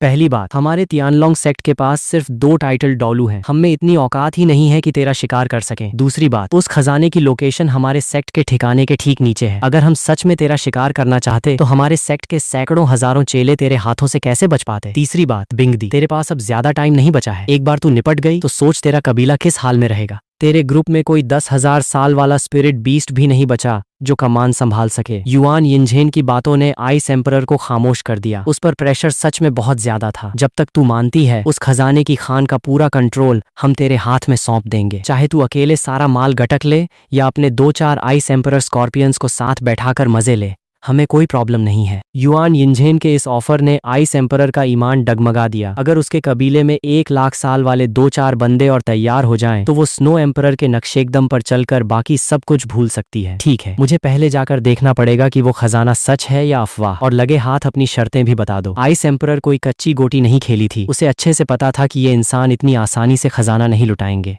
उसे देखना था कि इन लोगों की शर्तें क्या हैं। अगर शर्तें ज्यादा गिरी हुई हुई तो वो सीधे लात मार देगी। आइस एम्परर को ढीला पड़ता देख युआन यिनझेन खुशी से उछल पड़ा। मेरे यंग मास्टर चाहते हैं कि आप हमारी एक हेल्प करें। हमें 2-10 हजार साल वाले स्पिरिट बीस्ट्स का शिकार करके दें। जाहिर है टारगेट फिक्स नहीं है। एम्परर बिंग, अगर आपको वो 10,000 साल वाला स्पिरिट बीस्ट पसंद ना आए तो सीधे उसका काम तमाम कर देना। 2-10 हजार साल वाले स्पिरिट बीस्ट्स को निपटाते ही हम 2-2 टाइटल डॉलू लेवल के सूरमाओं को समन कर सकते हैं। उस टाइम 4-4 टाइटल डॉलू आइस एम्परर को टक्कर देने के लिए बहुत होंगे। अगर हम युआन यिनझेन की माने तो आइस एम्परर बेमन से तैयार हो गई। जाहिर है वो किसी 10,000 साल वाले सोल बीस्ट का शिकार नहीं करना चाहती थी, पर नॉर्थ पोल के बिगड़ते माहौल को सोचकर उसने आखिर में खामोशी से बात मान ली। युआन यिनझेन के पीछे पीछे वो जितनी जल्दी हो सके लॉन्गचेंग पहुंचे और छुपके से ड्रैगन सिटी में घुस गए। उस खजाने की खान में कदम रखते ही आइस एम्परर का दिमाग ही घूम गया। बर्फ के पानी की खान, सच में खजाना है यार। युआन यिनझेन अपनी बकवास जारी रखता है, ये खजाना सीधे हमारे सेक्ट के नीचे है। अगर हमारे दिल में तेरे लिए कोई पाप आया तो हमारे हजारों चेले तेरे हाथ में मोहरे बने बैठे हैं। अब बता क्या सोचती है। आइस एम्परर को भी मानना पड़ा कि ये जगह सच में बहुत सेफ है, बिल्कुल वैसे ही जैसे वो अपने लोगों का ख्याल रखती है। आइस एम्परर भी जानती है कि इंसान अपने चेलों और कबीले वालों की बहुत परवाह करते हैं।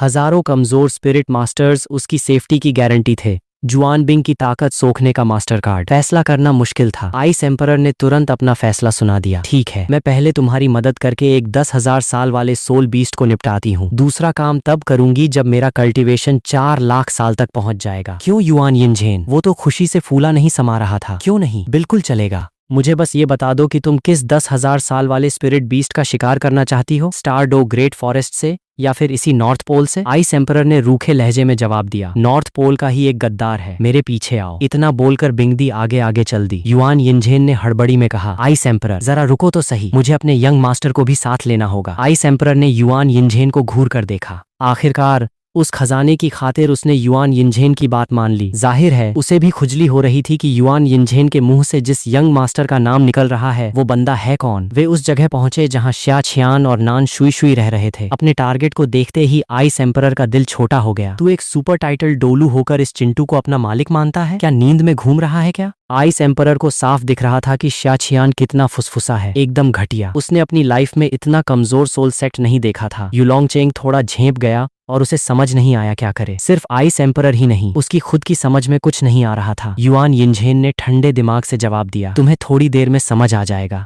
मेरे यंग मास्टर की ताकत भगवानों से भी ऊपर है। आइस एम्परर को युआन यिनझेन की बातों पर रत्ती भर भरोसा नहीं हुआ। एक फुसफुसा स्पिरिट सेक्ट भगवान से भी तगड़ा है, फिर तो भगवानों की कोई औकात ही नहीं बची। आइस एम्परर के पीछे पीछे शाछियान नॉर्थ पोल और फूहाई के बॉर्डर पर पहुंच गया। बिंगदी के हिसाब से वहां 1,80,000 साल पुराना फूहाई आइस ड्रैगन रहता था। जब ये कीड़ा कमजोर था तो नॉर्थ पोल वालों ने ही इसकी हेल्प करके इसे 1,00,000 साल के लेवल तक पहुंचाया था। पर 1,00,000 साल की प्रैक्टिस पूरी होते ही इसने नॉर्थ पोल की पीठ में छुरा घोंपा और सी स्पिरिट बीस्ट कबीले से जा मिला। आइस एम्परर बहुत पहले से इस गद्दार का काम तमाम करना चाहती थी, पर श्यूदी और सी स्पिरिट बीस्ट किंग और सी प्रिंसेस के बीच पक्की दोस्ती थी, इसलिए उसने इस आइस ड्रैगन को जाने दिया। अब जब उसे जुआनबिंग मैरो की सख्त जरूरत थी तो वो इस आइस शार्प की बलि देकर ही अपना रास्ता साफ कर सकती थी। तुम जाकर इस आइस शार्प के भागने का रास्ता ब्लॉक करो, मैं खुद इसका काम तमाम करती हूँ। आइस एम्परर की ताकत जाहिर है फू हाई बिंग जियाओ का कबाड़ा कर सकती थी,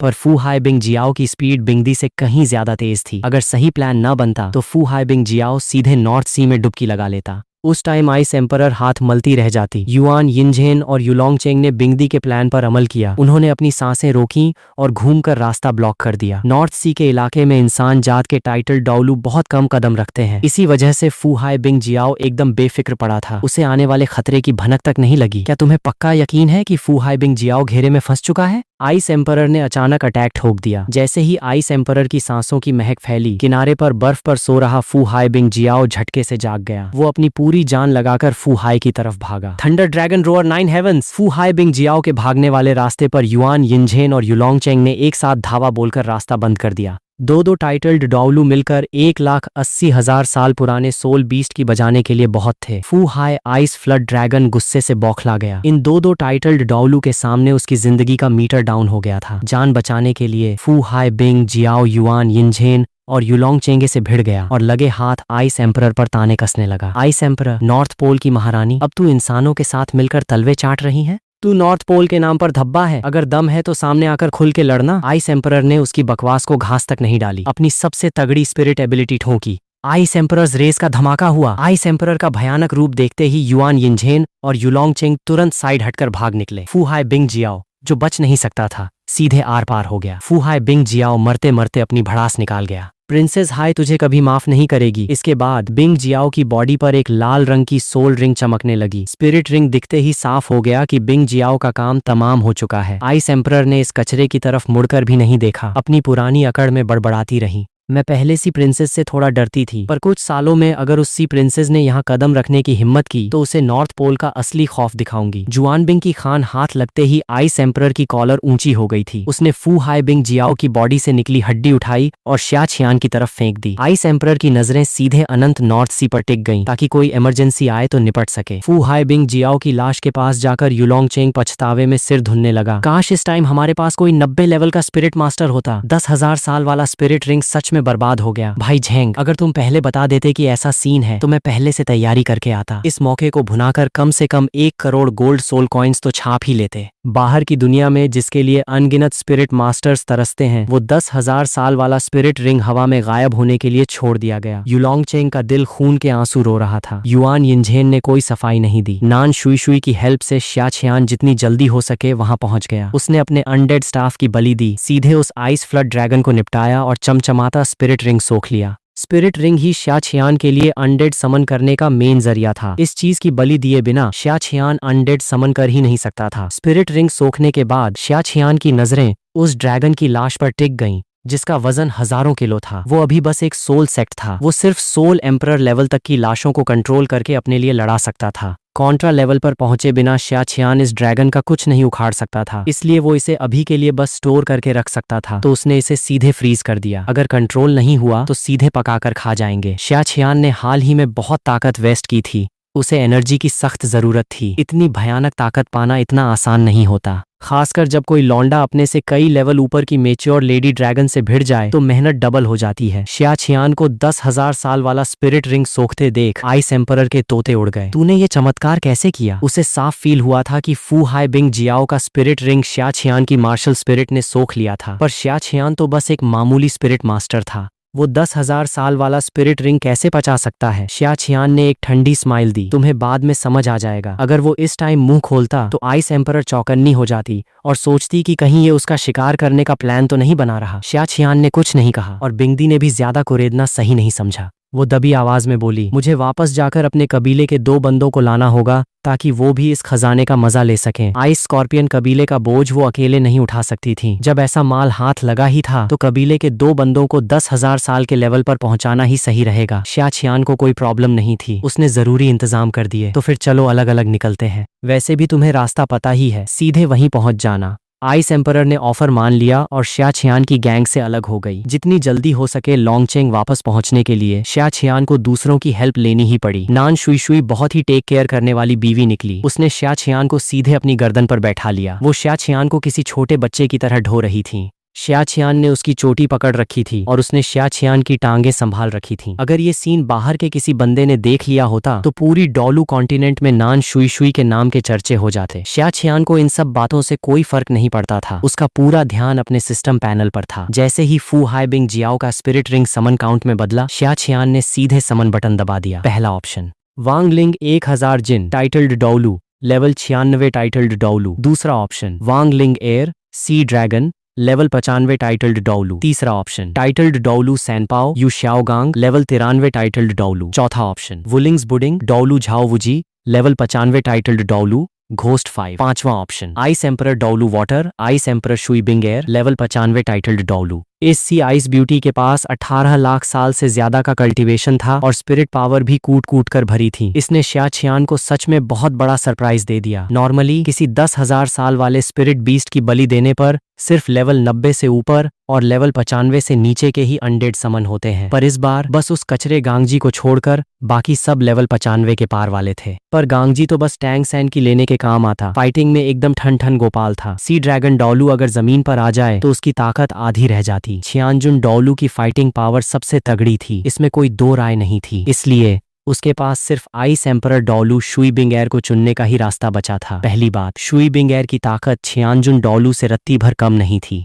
दूसरी बात, शिया छियान के पास जुआन बिंग का खजाना था जो शुई बिंग एयर की पावर रॉकेट की स्पीड से बढ़ा सकता था। 5 सालों के अंदर शुई बिंग एयर आराम से लेवल 97 तक पहुंच सकती थी, जो काम वो छियानजुन टाइटल डोलू कभी नहीं कर पाता। अनडेड समन सक्सेसफुल रहा, वो रैंडमली तुम्हारे आसपास प्रकट हो जाएगी। मुश्किल से 7-8 मिनट के अंदर शुई बिंग एयर उस अनंत बर्फ की चादर के बीच शिया छियान के पास प्रकट हो गई। नीले और सफेद रंग की स्नोफ्लेक फ्रॉक पहने, चेहरे पर बर्फ सी ठंडक लिए उस स्नो गॉडनेस को देखकर नान शुई शुई तो देखती ही रह गई। वो उसकी खूबसूरती की तारीफ किए बिना नहीं रह पाई। शिया छियान को देखते ही वो शिया छियान के पास आई और इज्जत से बोली, यंग मास्टर को प्रणाम। ये देखते ही नान शुई शुई और युलोंग चेंग की सांसें अटक गईं। यंग मास्टर शिया छियान के सामने खड़ी ये हसीन औरत आखिर है कौन? इस यंग मास्टर शिया छियान का असली खानदान क्या है भाई? युलोंग चेंग तो फिर भी ठीक था, पर नान शुई शुई को सच में अपनी कुर्सी डगमगाती महसूस होने लगी। शिया छियान ने हल्का सा सिर हिलाया। बिंग एयर, तेरा 9वां स्पिरिट रिंग कितने साल पुराना है? शुई बिंग एयर का चेहरा वैसा ही शांत रहा। वो आराम से बोली, 80,000 साल से ऊपर का। 10,000 साल वाले स्पिरिट बीस्ट्स बहुत कम बचे थे। शुई बिंग एयर के पास कोई तगड़ा गॉडफादर नहीं था। आखिरकार 9वां स्पिरिट रिंग बस 80,000 साल से ऊपर के एक फ्रॉस्ट स्नो स्कल्पचर का ही मिल पाया। 9वां स्पिरिट रिंग 10,000 साल वाला ना होने का मतलब था कि शुई बिंग एयर का लेवल 98 तक पहुंचना बहुत मुश्किल था। बड़े अफसोस की बात है, आगे चलकर कोई ना कोई रास्ता निकाल ही लेंगे। शिया छियान रास्ते में चलते चलते युलोंग चेंग से बोला, हॉल मास्टर, ये हमारे ड्रैगन सेक्ट की तीसरी टाइटल डोलू है, लेवल 95 की स्पिरिट पावर। तियानालोंग सेक्ट वापस पहुंचने के बाद चाहो तो इसका ढोल पीट दो या फिर इसे अपना सीक्रेट ट्रम्प कार्ड बनाकर छुपा लो। युलोंग चेंग ने हाँ में सिर हिलाया। शिया छियान अकेले 2-2 सुपर डोलू को अपने इशारों पर नचा सकता था। अब ड्रैगन सेक्ट के पास चूं तक करने की जगह नहीं बची थी। जमाने के बदलने के साथ युलोंग चेंग भी जान गया था कि सिर्फ blue electric tyrannosaurus racks spirit के दम पर तियानलोंग सेक्ट को आगे बढ़ाना नामुमकिन है। आखिरकार बाहर से सूरमाओं को भर्ती करना ही पड़ेगा। शुई बिंग एयर के साथ आने पर युलोंग चेंग ने दिल खोलकर उसका वेलकम किया। ड्रैगन एम्प्रेस गेट वापस पहुंचने के बाद शिया छियान ने नान शुई शुई को खाना पकाने भेज दिया। वो आज उस आइस ड्रैगन का मीट ठूंसना चाहता था। बीस्ट्स का मीट स्पिरिट मास्टर्स के कल्टीवेशन के लिए बहुत फायदेमंद होता है। अगर वो 10-15 दिन तक लगातार इस आइस ड्रैगन को खाए तो शिया छियान की स्पिरिट पावर सीधे लेवल 42 से 43 हो सकती है। पूरा ड्रैगन डकार जाने पर लेवल 50 तक पहुंचना तो बाएं हाथ का खेल था, एकदम आसान। नान शुई शुई ने उस बर्फ की परी शुई बिंग एयर को 2 बार अजीब नजरों से देखा, फिर चुपचाप एप्रन पहनकर किचन में घुस गई। बाहर वालों के सामने नान शुई शुई को अपने पति शिया छियान की इज्जत का पूरा ख्याल रखना पड़ता था। उसने रात का पूरा प्लान दिमाग में तैयार कर लिया था। वो रात को आराम करते टाइम शिया छियान की कायदे से क्लास लेगी। अगर शिया छियान ने सारे राज नहीं उगले तो वो अपनी सबसे खतरनाक एबिलिटी चलाने से पीछे नहीं हटेगी। नान शुई शुई को अपनी उस इकलौती स्किल ड्रैगन एब्जॉर्बिंग वाटर पर पूरा भरोसा था। चाहे शिया छियान कितना भी जोरावर लौंडा क्यों ना हो, वो उसके सामने टिक नहीं पाएगा और देर सबेर रहम की भीख मांगेगा। नान छियू छियू अपने नए पापा शिया छियान के साथ खेलना चाहती थी, पर नान शुई शुई उसे घसीट कर किचन में काम कराने ले गई। एक टाइम था जब नान शुई शुई नान छियू छियू को लेकर बहुत कड़क रहती थी।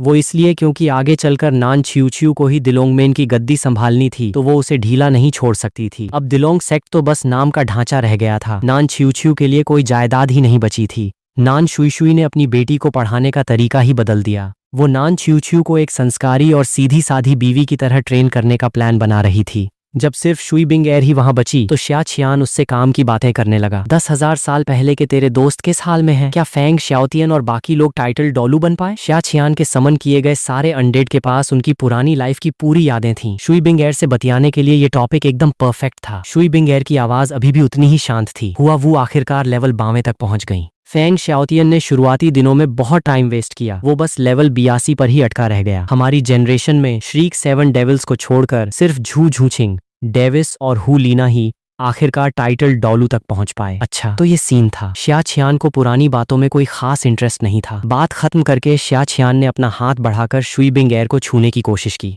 वो देखना चाहता था कि ये समन की गई अनडेड मालिक को सब कुछ करने की छूट देती है या नहीं। शुई बिंग एर घबराकर पीछे हट गई। उसके बर्फ जैसे सफेद गालों पर हल्की सी लाली छा गई और उसकी आवाज थोड़ी लड़खड़ाने लगी। यंग मास्टर बिंग एर पहले से शादीशुदा है। शिया छियान हैरान रह गया पर तुरंत नॉर्मल हो गया। उसे एहसास हुआ कि उसने जिसे समन किया है वो तो पहले ही मर चुकी है। बस उसका ये रूप शुई बिंग एर के पिक टाइम वाला चुना गया था, गॉड ऑफ वाटर। उसके सिंगल होने का चांस बहुत कम था। क्या उसका पति है? ये तो शिया छियान के लिए और भी प्लस पॉइंट था। ऊपर से समन की गई शुई बिंग एर की बॉडी अभी भी एकदम प्योर थी और उसकी आत्मा एक संस्कारी बीवी जैसी थी। उसने शुई बिंग एर को घूर कर देखा और कड़क आवाज में पूछा, तेरे पति की असली पहचान क्या है? इस छोटे से टेस्ट से शिया छियान को यकीन हो गया कि अनडेड की वफादारी पर कोई शक नहीं था, पर इसका मतलब ये नहीं था कि शिया छियान कोई भी ओछी हरकत करने लगे। शुई बिंग एर ने अपना मुंह फेर लिया और शिया छियान की तरफ देखने की हिम्मत नहीं जुटा पाई, पर शिया छियान के सवाल का जवाब उसने पूरी ईमानदारी से दिया। मेरे पति कोई बहुत खास बंदा नहीं है, बस सोल सेंट लेवल के एक मामूली सपोर्ट स्पिरिट मास्टर है,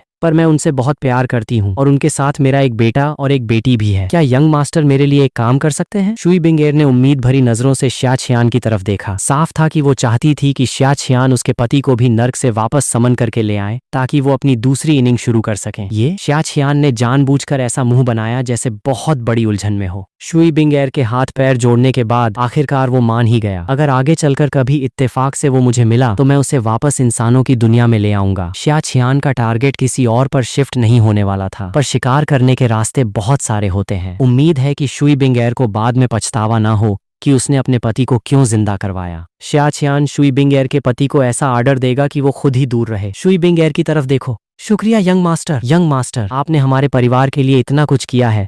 मुझे समझ नहीं आ रहा कि आपका शुक्रिया कैसे अदा करूं। अगर यंग मास्टर ने सच में शुई बिंग एर के पति और बच्चों को जिंदा कर दिया तो मैं जिंदगी भर यंग मास्टर का हर हुक्म मानूंगी। शिया छियान की हाँ सुनते ही शुई बिंग एर खुशी से झूम उठी। अगर शिया छियान ने सच में उसकी फैमिली को मिला दिया तो शुई बिंग एर उसके लिए कुछ भी करने को तैयार हो जाती। यंग मास्टर बाकी मर्दों से एकदम अलग था। उसके दिल में शिया छियान की जगह उसके मरे हुए पति से रत्ती भर कम नहीं थी। शुईनी को खाना परोसने में बस आधा घंटा लगा। नान शुई शुई एक के बाद एक डिशेज लाने लगी। आज भी ड्रैगन की दावत ही थी। नॉर्थ पोल की ठंड झेलकर आए शिया छियान ने दबाकर एनर्जी रिकवर की। रात होते ही शिया छियान को एहसास हुआ कि एक सोल सेंट लेवल की विधवा कितनी खतरनाक हो सकती है। नान शुई शुई के सवालों पर शिया छियान ने भी दिल खोलकर राज उगले। बेफिक्र रहो, जब तुमसे शादी की है तो जाहिर है तुम्हारी जिम्मेदारी आखिरी दम तक उठाऊंगा। शिया छियान अपनी बीवी को बीच राह में छोड़ने वाला मर्द नहीं था। वो नान शुई शुई से पूरी तरह सेटिस्फाइड था और अगर छियू छियू भी उनके साथ आ जाए तो वो और ज्यादा खुश हो जाएगा। ये सच में आखिरी मोड़ था। मुझे इस बात का पूरा यकीन था। नान शुई शुई आज पूरी तरह शांत हो चुकी थी। वो अब किसी और चीज के बारे में नहीं सोच रही थी। शिया छियान और उसकी नई बीवी ड्रैगन सिटी में अपनी मस्त सीक्रेट लाइफ जी रहे थे। उधर सन मून एम्पायर में नान शुई शुई का पुराना बॉयफ्रेंड मिंग लेई डोलू। जब उसे इस बात की भनक लगी तो वो गुस्से से पागल हो गया। ठीक है, बहुत बढ़िया तियानलोंग मेन, तुम लोगों ने अपनी मौत का रास्ता खुद चुना है। नान शुई शुई मिंग लेई का पहला प्यार थी। उसके दिल में उसकी बहुत बड़ी जगह थी। ब्रेकअप के बाद भी वो उसे भुला नहीं पाया था। वो नान शुई शुई को हमेशा के लिए अपना बनाना चाहता था। मिंग लेई एक नंबर का साइको था। ऐसी घटिया सोच रखना उसके लिए नॉर्मल बात थी। नान शुई शुई का पहला पति, जो नान छिउ छिउ का बाप भी था, उसका कत्ल इसी मिंग लेई डोलू ने किया था। अगर जेड की एम्पीरियल सिटी बीच में न आती तो नान शुई शुई को मिंग लेई कब का घसीटकर सन मून एम्पायर ले गया होता। मिंग लेई की तियानलोंग गेट से पुरानी रंजिश थी। अब तियानलोंग सेक्ट की ये हिम्मत कि उसकी औरत पर जबरदस्ती कब्जा कर ले। एक एक्स्ट्रा टाइटल डोलू क्या मिल गया, खुद को नवाब समझने लगे हैं। स्पिरिट एरिना कंपटीशन बस शुरू ही होने वाला है। मैं इसी मौके का फायदा उठाकर हेवन सोल एम्पायर जाऊंगा। बिल्कुल सही रहेगा। तियानलोंग सेक्ट के बूढ़ों, क्या तुम सब अपनी कब्र खुद खोदने के लिए तैयार हो?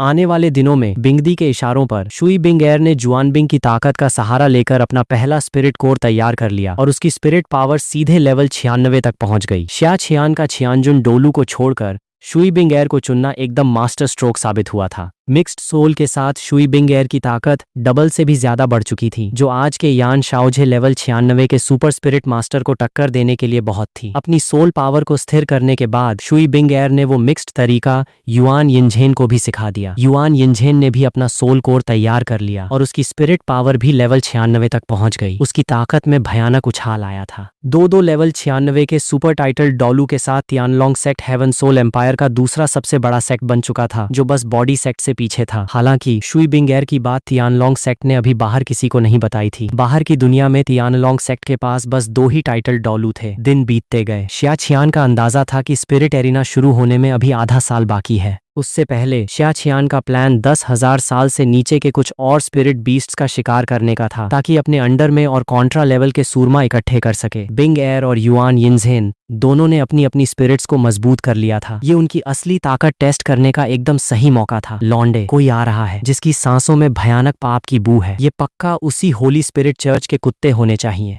तू पहले से तैयार हो जा। शिया छियान कुछ करता उससे पहले नान शुई शुई उन्हें किसी सही टारगेट तक ले जाने वाली थी। बिंगदी ने दिमाग के जरिए ये मैसेज दिया। सैकड़ों हजारों सालों से जी रही ice emperor Holi spirit cult के बारे में थोड़ा बहुत जानती थी। शिया छियान के चेहरे का रंग थोड़ा बदल गया। कैसा Holi spirit cult? Holi spirit cult वाले यहाँ क्या लेने आएंगे? क्या उन्होंने तुम्हारी भनक लगा ली है? वो श्रीक एकेडमी से दुश्मनी मोल लेना पसंद करेगा, पर होली स्पिरिट कल्ट के लफड़े में नहीं पड़ेगा। आइस एम्परर ने शिया छियान का चेहरा देखा। उसे पक्का यकीन हो गया कि होली स्पिरिट कल्ट वालों का इससे कोई लेना देना नहीं था। उसे थोड़ी राहत मिली। उसे तो डर था कि कहीं ये दो टाइटल डोलू शुई बिंग एर और बाकी 2 के साथ मिलकर उसका शिकार करने ना आ जाएं। 2 लेवल 96 के टाइटल डोलू ऊपर से 3 नॉर्मल टाइटल डोलू मिलकर सच में उसकी बैंड बजा सकते थे। पर जब ऐसा कुछ नहीं था तो सब चिल था। अपनी मस्त लाइफ में कोई अड़चन ना आए, इसलिए आइस एम्परर ने शिया छियान को सारी इन्फॉर्मेशन दे दी। 2 टाइटल डोलू आए हैं। एक लेवल 93 का है, बिजली से जुड़ा है। दूसरा लेवल 41 का है, कोई खास वेपन स्पिरिट लगता है। इसके अलावा 2 कॉन्ट्रा और 7 सोल सेंट्स हैं। वो तुम्हारे सामने टिक नहीं पाएंगे, पर सतर्क रहना। जरूरत पड़ी तो मैं भी हाथ साफ कर दूंगी। बिंगदी की दी इन्फॉर्मेशन से शिया छियान को कुछ समझ आने लगा। वो अपनी बाहों में सोई नान शुई शुई को देखे बिना नहीं रह पाया। वो नान शुई शुई के साथ मजे तक कर चुका था और तो और एक बच्चा भी होने वाला था। क्या वो नान शुई शुई के पहले प्यार को जलाकर राख नहीं कर सकता था? अगर ना करता तो क्या वो डरपोक नहीं कहलाता? क्या तुम्हें सच में लगता है कि हर कोई डरपोक होता है? तो आजा फिर, मैं जंग में और मजबूत होता जाता हूँ। तुम दोनों एकदम सही टाइम पर आए हो। मुझे 2 टाइटल डोलू लेवल के गुंडे मिल जाएंगे। ये सोचते ही शिया छियान पलटा और सीधे नान शुई शुई के ऊपर आ गया। ये देखकर बिंगदी के मुंह से निकला, हरामी कहीं का। उसे लगा था कि शिया छियान उससे कोई प्लान डिस्कस करेगा, इसलिए वो अपनी मेंटल पावर से शिया छियान पर नजर रखे हुए थी। पर 2 बातें करते ही वो सीधे उसी काम में लग गया। ये देखकर बिंगदी का मन किया कि शिया छियान का वो हिस्सा ही काट डाले। उसका मन हुआ कि शिया छियान को सीधे नपुंसक बना दे। मिंग ले के यहाँ पहुंचते ही उसने साथ आए 10,000 सोल डोलू को इशारा किया कि वो बाकी बंदों को लेकर पहले ड्रैगन गेट को घेर ले। फिर सब मिलकर धावा बोलेंगे और सीधे ड्रैगन गेट का नामो निशान मिटा देंगे। वो खुद दिलोंग गेट में अपनी पहली मोहब्बत नान शुई शुई का हाल चाल देखने निकल पड़ा कि अभी क्या सीन चल रहा है। जाहिर है मिंग लेई डोलू का नान शुई शुई के पास जाने का मेन मकसद उसके मौजूदा पति के टुकड़े टुकड़े करना था। अपनी यादों और नान शुई शुई की खास खुशबू के सहारे मिंग लेई डोलू सीधे नान शुई शुई के बेडरूम तक पहुंच गया। उसने दीवार पर मोमबत्ती की रोशनी में जो सीन देखा, उसे देखकर मिंग लेई डोलू वहीं जम गया। वो सपने में भी नहीं सोच सकता था कि उसकी पहली मोहब्बत शुई शुई ऐसी निकलेगी। वो वैसी औरत हो ही नहीं सकती थी। कम से कम जब वो उसके साथ प्यार में थी तब तो ऐसी बिल्कुल नहीं थी। नीच लौंडे, मैं तुझे जान से मार दूंगा। और नान शुई शुई, तू कमीनी औरत, जब तू मेरे साथ प्यार में थी तब तो मरे हुए कछुए की तरह पड़ी रहती थी। अब तेरी चीखें आसमान छू रही हैं। आज मैं तेरे इस दिलोंगमेन को राख में मिला दूंगा। बिजली की एक भयानक कड़क हुई। नान शुई शुई के बेडरूम का दरवाजा सीधे उड़ गया। काली बिजली को दीवार भी नहीं रोक पाई। वो अचानक उन दोनों चिपके हुए लोगों की तरफ झपटी। वो शियाचियान के 2 टुकड़े करने वाली थी। नान शुई शुई घबरा गई, बहुत ज्यादा नर्वस हो गई। उसने आवाज से पहचान लिया कि कौन आया है। उसे लगा जैसे वो रंगे हाथों पकड़ी गई हो। उसने बिना सोचे समझे शियाचियान के आगे आकर उसे बचाना चाहा। शुक्र है कि शियाचियान की बॉडीगार्ड शुई बिंगेर एकदम मुस्तैद थी। उसने बस एक सोच के साथ बर्फ की एक मजबूत दीवार खड़ी कर दी और मिंग लेई डोलू के उस छुपकर किए गए अटैक को चुटकी में बेकार कर दिया। टाइटल डोलू, यहाँ सच में एक टाइटल डोलू है। शुई बिंगेर को देखते ही मिंग लेई डोलू को दाल में कुछ काला लगा। उसकी इन्फॉर्मेशन में शुई बिंगेर का कोई नामो निशान नहीं था। अगर यहाँ 3-3 टाइटल डोलू थे तो उसका प्लान चौपट होना तय था। मिंग लेई अभी पीछे हटने और दोबारा प्लान बनाने की सोच ही रहा था कि तभी कपड़े पहने शियाचियान बाहर आया। उसके साथ नान शुई शुई भी थी, जिसके चेहरे पर अभी भी वो लाल रंग की चमक बाकी थी। शियाचियान बाहर आया। वो जानता था कि सामने वाला कौन है, पर जानबूझकर अनजान बनने की एक्टिंग करने लगा। उसने कंफ्यूज होकर पूछा, ये कौन खूसट है भाई? नान शुई शुई की हिम्मत नहीं हो रही थी देखने की। मिंग लेई डोलू भी शियाचियान की तरफ देखने की हिम्मत नहीं जुटा पा रहा था। उसने सिर झुकाकर जवाब दिया, मुझे नहीं पता पतिदेव, प्लीज इसे जल्दी से बाहर भगाओ। नहीं पता शब्द सुनते ही मिंग लेई डोलू का गुस्सा 7वें आसमान पर पहुंच गया। उसका वो बदसूरत चेहरा पूरी तरह ऐंठ गया। वो चिल्लाया, नान शुई शुई, आंखें खोलकर देख, मैं तेरा मर्द हूँ, तू मुझे नहीं जानती। तू सच में बहुत गिरी हुई औरत है। तू इस फुसफुसे लौंडे के साथ सो रही है। तुझे इसमें ऐसा क्या दिख गया? उस चेहरे को देखकर नान शुई शुई और ज्यादा डर गई। उसे मिंग लेई डोलू का डर नहीं था, बल्कि शियाचियान को खोने का डर था। वो शियाचियान के बिना जीने की कल्पना भी नहीं कर सकती थी, इस परफेक्ट छोटे से मर्द के बिना। शियाचियान ने उसका हाथ सहलाकर उसे शांत किया। फिर वो मिंग लेई डोलू की तरफ देखकर मुस्कुराया और बोला, अच्छा तो तुम हो मिंग लेई डोलू। भले ही मेरा कल्टीवेशन तुम्हारे जितना ना हो, पर लुक्स में तो मैं किलर हूँ। और हम दोनों में सबसे बड़ा फर्क ये है कि मैं सिर्फ दिखने में हैंडसम नहीं हूँ, बल्कि काम का भी हूँ। तुम तो एक हिजड़े हो, फिर भी मेरी शुई शुई पर डोरे डाल रहे हो। बदसूरत और एकदम बेकार।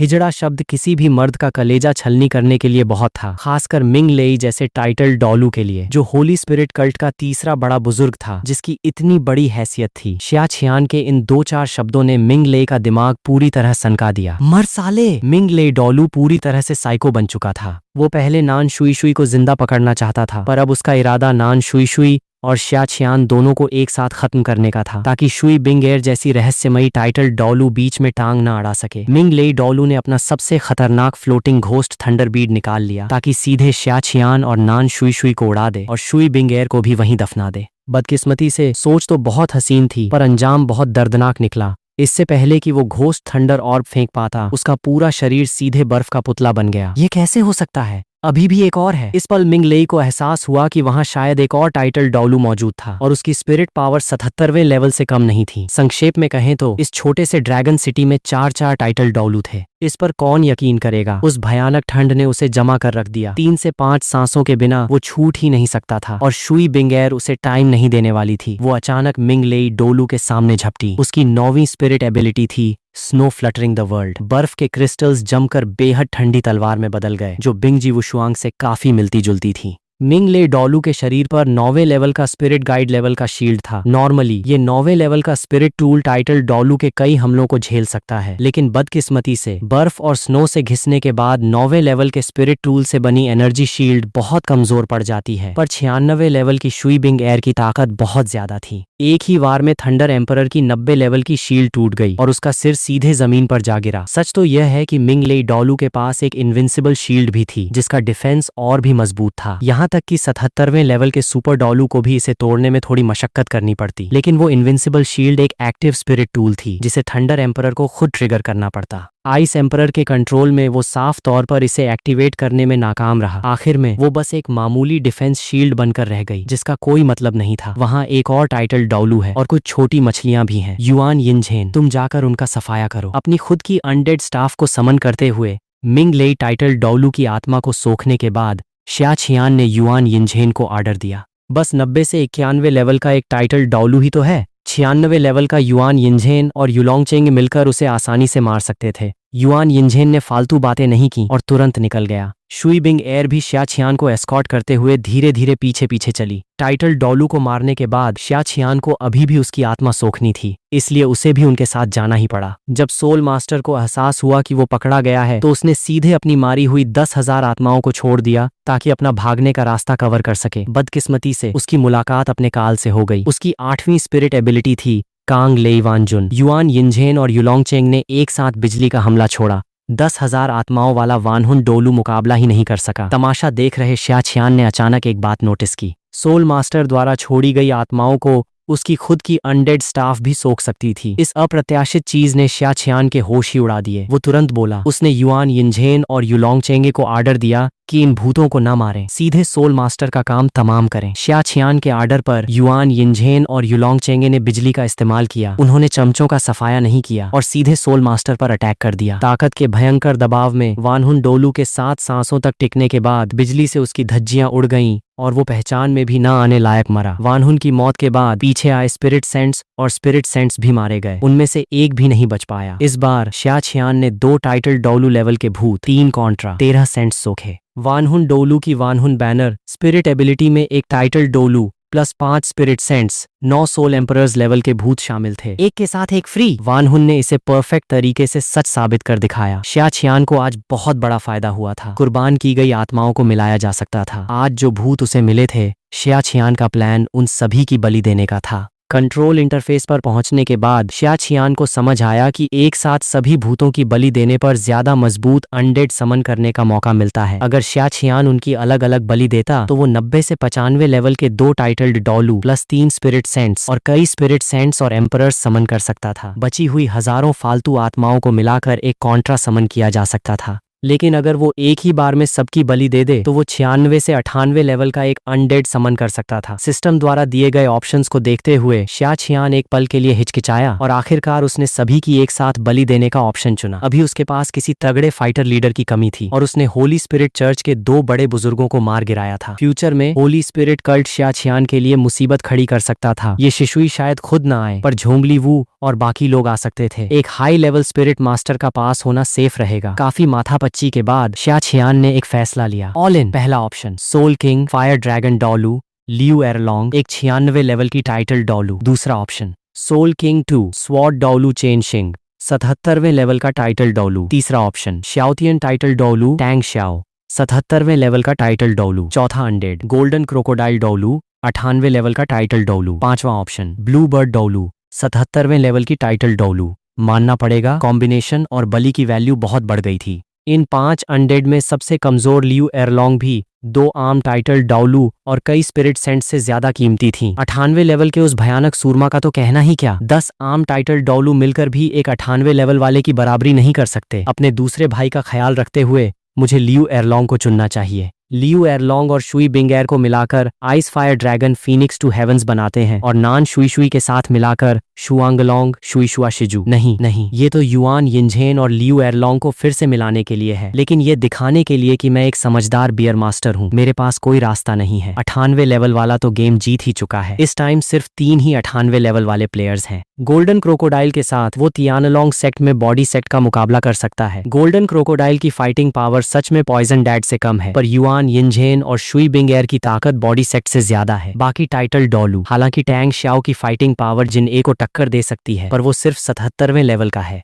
और अगर टैंग श्याओ मैदान में उतरा तो पक्का क्लियर स्काई स्कूल का ध्यान इस तरफ जाएगा। बाकी लोग भले ही उसका नाम न जाने, पर वो दूसरा बंदा जरूर जान जाएगा। फिर वो चिंटू बीच में घुसेगा। गोल्डन क्रोकोडाइल के मुकाबले टैंग श्याओ के पास कोई फायदा नहीं है। रही बात चेन शिंग की, वो दिखने में सच में हैंडसम है, उसकी मदद भी ली जा सकती है और वो पूरे 9 ट्रेजर ग्लेज्ड टाइल सेट को हड़पने में मदद कर सकता है। पर 77वें लेवल वालों में उसकी फाइटिंग पावर सबसे घटिया है। उसे हम फ्यूचर में चुनेंगे। अनडेड का चुनाव कामयाब रहा। वो होस्ट के पास रैंडमली प्रकट होगा। फैसला लेने के बाद शिया छियान ने राहत की सांस ली। उसने हवा से बचने के लिए अपने नाइट सूट को सही से लपेटा और अपने कमरे में वापस आ गया। नान शुई शुई कमरे में बेचैन बैठी थी। शिया छियान के वापस आते ही वो शिया छियान को सफाई देने के लिए तुरंत खड़ी हो गई। शिया छियान ने हाथ उठाकर इशारा किया, टेंशन मत लो, जो बीत गया सो बीत गया, उसकी बात दोबारा मत निकालना, बस मुझे उसे मारने का दोष मत देना। वैसे भी उसके पास सिर्फ नान शुई शुई ही नहीं थी। शिया छियान ने साफ साफ कह दिया। नान शुई शुई ने राहत की सांस ली। उसने शिया छियान का हाथ थामा और बोली, वो नीच आत्मा वाला स्पिरिट मास्टर मरने के ही लायक था। मैं तो उल्टा तुम्हारा शुक्रिया अदा करती हूँ कि तुमने दुनिया से इस पाप को मिटा दिया। अगर मिंग लेई डोलू ना मरता तो दिलोंग गेट के लोगों की आफत आ जाती। भले ही नान शुई शुई के दिल में मिंग लेई के लिए थोड़ा बहुत प्यार बचा भी रहा हो, मिंग लेई डोलू की जगह उसकी जिंदगी से पूरी तरह खत्म हो चुकी थी। शिया छियान ने सब कुछ खत्म कर दिया था। ओह नहीं,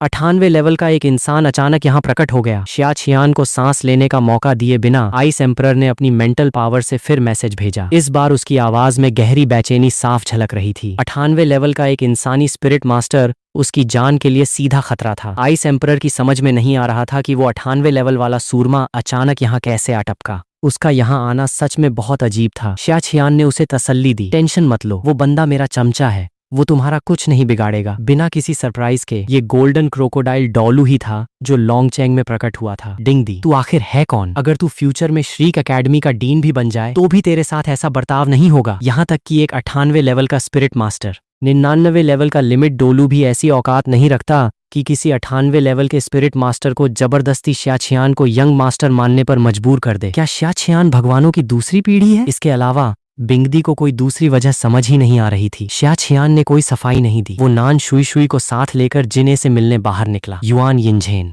इस टाइम बिंगदी और युलोंग चेंग ने जंग का बहुत सारा माल इकट्ठा कर लिया था और उसे शिया छियान को सौंपने की तैयारी में थे। उनमें 9वें लेवल के कई स्पिरिट टूल्स थे जो शिया छियान के काम आ सकते थे। गोल्डन क्रोकोडाइल को देखते ही युआन यिनझेन और शुई बिंगएर के चेहरे का रंग उड़ गया। उन्हें उम्मीद नहीं थी कि उनका मालिक इस पुराने पापड़ को जिंदा कर देगा, पर वो सच में उसे उसके नाम से नहीं पुकार सकते थे। वे बस गोल्डन क्रोकोडाइल डॉलू को ताकते रह गए। गोल्डन क्रोकोडाइल डॉलू काफी जोश में था और उसने खुद आगे बढ़कर युआन यिनझेन को हेलो बोला। अरे पुराने नाग, तूने तो सच में झंडे गाड़ दिए। तू 96वें लेवल तक पहुंच गया। जिंदा हुआ बंदा जानता था कि वे 10,000 साल बाद की दुनिया में आए हैं। वे कोई भी फालतू बात मुंह से नहीं निकालते थे। युआन यिनझेन के दिल में जिन एडोलू का खौफ कूट कूट कर भरा था। हालांकि स्पिरिट हॉल ही वो गुनहगार था जिसने ब्लू इलेक्ट्रिक टायरेनोसोरस रेक्स का नामो निशान मिटाया था, पर युआन यिनझेन जानता था कि इसमें इस बंदे का हाथ न के बराबर था। जब गोल्डन क्रोकोडाइल डॉलू ने खुद बात शुरू की तो उसने भी लगे हाथ जवाब दे दिया। अभी भी आपकी बराबरी नहीं कर सकता सीनियर। 98वें लेवल तो एक ऐसा मुकाम है जिसकी मैं अपनी पूरी लाइफ में कल्पना भी नहीं कर सकता। एक बार 98वें लेवल का बंदा सामने आ जाए तो युलोंग चेंग की तो पेंट ही गीली हो जाती। नान शुई शुई बुरी तरह डर गई थी। वे अच्छे से जानते थे कि 98वें लेवल का क्या मतलब होता है। अब पूरी डोलू कॉन्टिनेंट में सिर्फ श्रीक एकेडमी के पास ही ऊपर से दिखाने के लिए 98वें लेवल का बंदा मौजूद था। क्या तियानलोंग सेक्ट के पास भी एक होगा? अगर ये सच निकला तो तियानलोंग सेक्ट दुनिया का नंबर 1 सेक्ट बन जाएगा। शो ऑफ करने का ऐसा शानदार मौका शिया छियान भला हाथ से कैसे जाने देता। उसने मास्टर यू के कान में फुसफुसाते हुए कहा, ये मेरे खानदान के बड़े बुजुर्ग हैं। ये 98वें लेवल के पीक टाइटल डॉलू हैं। इन्हें ड्रैगन सेक्ट का चौथा टाइटल डॉलू माना जा सकता है। हालांकि अभी के लिए इनकी खबर बाहर लीक मत होने देना। वो जानता था कि 98वें लेवल का भौकाल सच में किलर होता है, पर अगर ये बात लीक हो गई तो तियानलोंग सेक्ट सबका टारगेट बन जाएगा। शिया छियान ऐसा बिल्कुल नहीं चाहता था। युलोंग चेंग इस बात की गंभीरता को भला कैसे न समझता। उसने तुरंत सिर हिलाया और बोला, मैं संभाल लूंगा। गोल्डन क्रोकोडाइल के जुड़ने के साथ युलोंग चेंग को लगने लगा था कि उसकी कोई औकात ही नहीं बची है। उसके दिमाग में एक बेतुका ख्याल आया, क्या ऐसा तो नहीं कि शिया छियान ने तियानलोंग सेक्ट में 10 ऐसे टाइटल डॉलू लाने का वादा किया था जो उससे कहीं ज्यादा मजबूत हो? अगर वो टाइम आ गया तो क्या तियानलोंग सेक्ट फिर भी तियानलोंग सेक्ट ही रहेगा? पर उसके पास कोई रास्ता नहीं था। उसे इसी रास्ते पर आगे बढ़ना था। शुई शुई ने सपने में भी नहीं सोचा था कि उसका पति इतने भयानक सूरमाओं को छुपाकर बैठा है। वो अपने पति से और ज्यादा इंप्रेस हो गई। गोल्डन क्रोकोडाइल के आने के बाद वो भी अंडरग्राउंड प्रैक्टिस में चला गया। उसे भी अपना स्पिरिट कोर तैयार करना था। भले ही वो अपना स्पिरिट कोर तैयार कर ले, फिर भी 98वें लेवल के सबसे कमजोर बंदे का टैग हटाना मुश्किल था। पर कम से कम 77वें लेवल का कोई तगड़ा स्पिरिट मास्टर उसे सीधे चुनौती नहीं दे पाएगा। बिना स्पिरिट कोर के 77वें लेवल वाले के सामने 98वें लेवल के गोल्डन क्रोकोडाइल के हारने के चांसेस बहुत ज्यादा थे। इसके अलावा गोल्डन क्रोकोडाइल के पास 99वें लेवल तक पहुंचने का मौका था। उसके पास 10,000 साल वाला स्पिरिट रिंग था और 3-3 स्पिरिट बोन्स थी। थोड़ी और मेहनत करके वो अपने रुतबे को और बढ़ा सकता था। उसके बाद शिया छियान आराम करने वापस चला गया। इस टाइम बिंगदी में जुआन बिंग लॉक सोखने की हिम्मत नहीं बची थी। वो खौफ के साए में शिया छियान से बतियाती रही, क्या तुम सच में मुझे नहीं मारोगे? शौक युआन यिनझेन और शुई बिंग एर के साथ मिलकर उनमें उसे जान से मारने की औकात थी। टेंशन मत लो, मैंने कहा ना कि तुम्हें नहीं मारूंगा तो नहीं मारूंगा। जब तक तुम मेरे खिलाफ नहीं जाओगी मैं तुम्हारा बाल भी बांका नहीं करूंगा। शिया छियान सच में बहुत दरियादिल था। याद रखो, आइस एम्परर ने 10,000 साल वाले स्पिरिट बीस्ट को मारा ताकि वो खूबसूरत शुई बिंगेर को जिंदा कर सके, वरना शिया छियान सच में आइस एम्परर को ठिकाने लगाने का कोई ना कोई रास्ता ढूंढ ही लेता। बिंगदी का काम तमाम करने पर शिया छियान को डोई एरा के तीन लिमिट्स, कम से कम चेन शिंग, चिंगलुआन, शियोंगशी और टैंग श्याओ के लेवल के सूरमाओं को वापस जिंदा करने का तगड़ा मौका मिल जाता। इतने बड़े लालच को भला कौन ठुकरा सकता है। शिया छियान के वादे के बाद ही बिंगदी को चैन मिला और वो बर्फ के पानी की ताकत सोखने की तैयारी करने लगी। शिया छियान ने पूछना शुरू किया, तुम 4 लाख साल तक कल्टीवेशन कब तक पूरा कर लोगी? आइस एम्परर ने ईमानदारी से जवाब दिया, लगभग 2 महीने बाद। ठीक है, तुम पहले से ही टारगेट सोच कर रखना, अपने वादे से मुकरना मत। बिंगदी पर अभी भी शिया छियान का 1 लाख साल वाले सोल बीस्ट का कर्ज बाकी था। समझ गई। इस टाइम बिंगदी में वादा तोड़ने की हिम्मत नहीं थी। पहले वाली आइस एम्परर सोचती थी कि वो बस 10,000 साल वाले स्पिरिट बीस्ट का शिकार करके जैसे तैसे काम चला लेगी, पर शिया छियान का ये भयानक बैकग्राउंड देखने के बाद आइस एम्परर को लगता है कि उसे शिया छियान के लिए कोई बहुत बड़ा तोहफा तैयार करना पड़ेगा। जब 4 लाख साल वाली तबाही से पार पाना तय हो ही चुका था और फ्यूचर में 5 लाख या 6 लाख साल तक पहुंचना पक्का था, तो नॉर्थ पोल के 3 राजाओं में से अगर एक कम भी हो जाए तो क्या ही फर्क पड़ता है। इस सीरीज की स्टोरी अभी यहीं तक पब्लिश हुई है। जैसे जैसे एपिसोड आएंगे तो मैं इसका नेक्स्ट